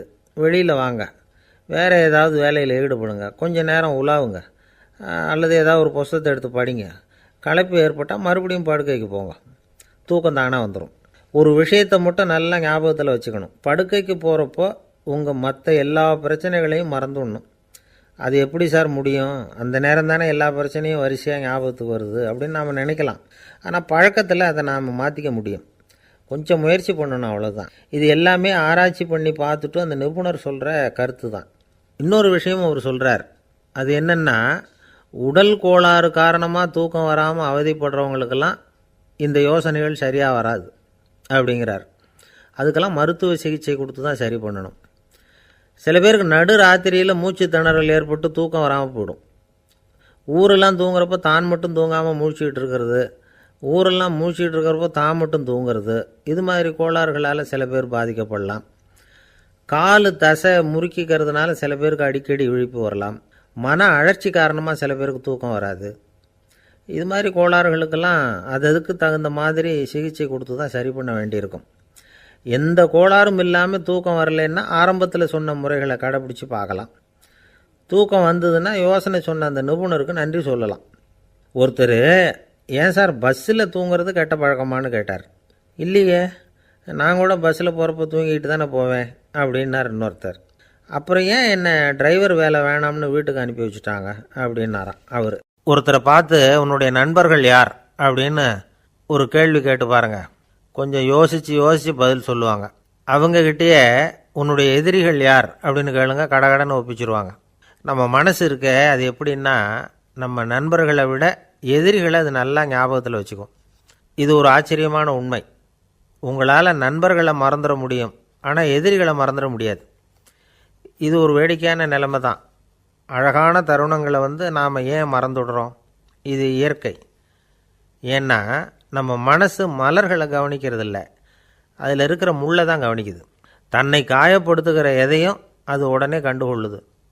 ஒரு தெளிந்த சிந்தனை உடைய மனசு மிக அழகாக உள்ள எல்லாத்தையும் கவனிக்கும். அது நன்றியுடன் உணரக்கூடிய எல்லாத்தையும் பார்த்து குறிச்சிக்கும். இப்படிப்பட்டவங்க வாழ்க்கை இயல்பாகவே நல்லா அமையும். அது ரொம்ப அபூர்வம். மனசில் உள்ள ஒரு சிறிய அமைப்பை மாற்றுவதை பொறுத்து தான் இந்த விஷயம் அப்படிங்கிறார் ஓஷோ. ஒரு யூத கோவில் இருந்து தான், அது யூதர்களின் மடமாகவும் இருந்தது. அங்கே ஒரு தலைமை குரு, அவர் ரொம்ப கண்டிப்பானவர். அந்த கோவிலை ஒட்டி ஒரு தோட்டம். ஒரு நாள் காலையில் அந்த தோட்டத்தில் 2 இளம் யூதர்கள் நடந்து போய்கிட்டு இருக்கிறாங்க. காலையில் 1 மணி நேரம், மாலையில் 1 மணி நேரம் அவங்க அந்த தோட்டத்தில் நடக்கிறதுக்கு அனுமதி உண்டு. மற்ற நேரங்களில் அவங்க மத புத்தகங்களை படிக்கணும், பிற விதிமுறைகளை கடைபிடிக்கணும். அந்த 2 பேருமே தொடர்ந்து புகைப்பிடிக்கிற பழக்கம் உள்ளவங்க. ஆனால் கோவில் மடத்தில் இருக்கிறப்போ அவங்க புகைப்பிடிக்க முடியாது, அது கடுமையான குற்றம். சரி, நாம் தோட்டத்தில் இருக்கிறப்போவாவது புகைப்பிடிக்கலாமா அப்படின்னு ஒரு ஆசை அவங்க 2 பேருக்குமே. இருந்தாலும் பயம். இப்படி கேட்டால் மதகுரு என்ன சொல்லுவாரோ அல்லது என்ன செய்வாரோங்கிற பயம். இப்படியே கொஞ்ச நாள் ஆச்சு. ஒரு நாள் இந்த 2 பேரில் ஒருத்தன் ரொம்ப கலங்கி போய் அந்த கோவிலிருந்து வெளியில் வந்துக்கிட்டு இருந்தான். வந்தவன் நேராக தோட்டத்து பக்கம் போனான். அங்கே இன்னொருத்தன் ஆனந்தமாக புகை பிடிச்சிக்கிட்டு இருக்கிறான். அதை பார்த்து தான் இவனுக்கு அதிர்ச்சி. அட கடவுளே, என்ன இது, நீ கேட்காமலே ஆரம்பிச்சிட்டியா அப்படின்னா. இல்லை இல்லை, நான் கேட்டுவிட்டு தான் ஆரம்பிச்சிருக்கேன்னா அவன். அப்படியா, என்ன மனுஷன் இவர், நானும் தான் கேட்டேன், என்னை கண்ணாமுன்னான்னு திட்டிவிட்டார். இது என்ன கோவிலா இல்லை நரகமா? உனக்கு புகை பிடிக்கணும்னு ஆசையாக இருந்தால் நரகத்துக்கு போகணும்னு சொல்லிவிட்டார். அது சரி, உன்னை மட்டும் எப்படி அனுமதிச்சார் அப்படின்னு கேட்டான் இவன். அவன் சிரிச்சுக்கிட்டே, நீ எப்படி கேட்ட சொல்லு அப்படின்னா. நாம் இந்த தோட்டத்துக்கு வர அனுமதிக்கப்பட்டிருக்கிறதே ஜபத்துக்காகத்தானே, அதனால் நான் ஜபம் சொல்லும் பொழுது புகை பிடிக்கலாமா அப்படின்னு கேட்டேன். அதுக்கு தான் அவர் சத்தம் போட்டு என்னை அடிக்கவே வந்துட்டார் அப்படின்னா இவன். நீ ஒரு மாதிரியாக கேட்டிருக்க, நான் வேறு மாதிரியாக கேட்டிருக்கிறேன். ஜபம் சொல்லும்போது புகை பிடிக்கலாமான்னு நீ கேட்டிருக்க. ஐயா, புகை பிடிக்கும் பொழுது ஜபிக்கலாமா அப்படின்னு நான் கேட்டேன். அதில் தப்பு ஒன்றும் இல்லை அப்படின்னு பதில் சொல்லிட்டார் அப்படின்னா. ஒரு சிறிய மாற்றம்தான் அது மிகப்பெரிய மாறுதலை ஏற்படுத்தி விட்டது. மனசு நல்ல விதமாக சிந்திக்க ஆரம்பிச்சுட்டுதுன்னா மகிழ்ச்சிக்கு பஞ்சம் இல்லை. ஒரு கஞ்சன் ஆற்றுல விழுந்துட்டான், வெள்ளத்தில் தத்தளிச்சிக்கிட்டு இருக்கிறான். கரையில் நின்ன ஒருத்தர் உன் கையை கொண்டா இப்படி பிடிச்சி இழுத்து கரையில் சேர்த்து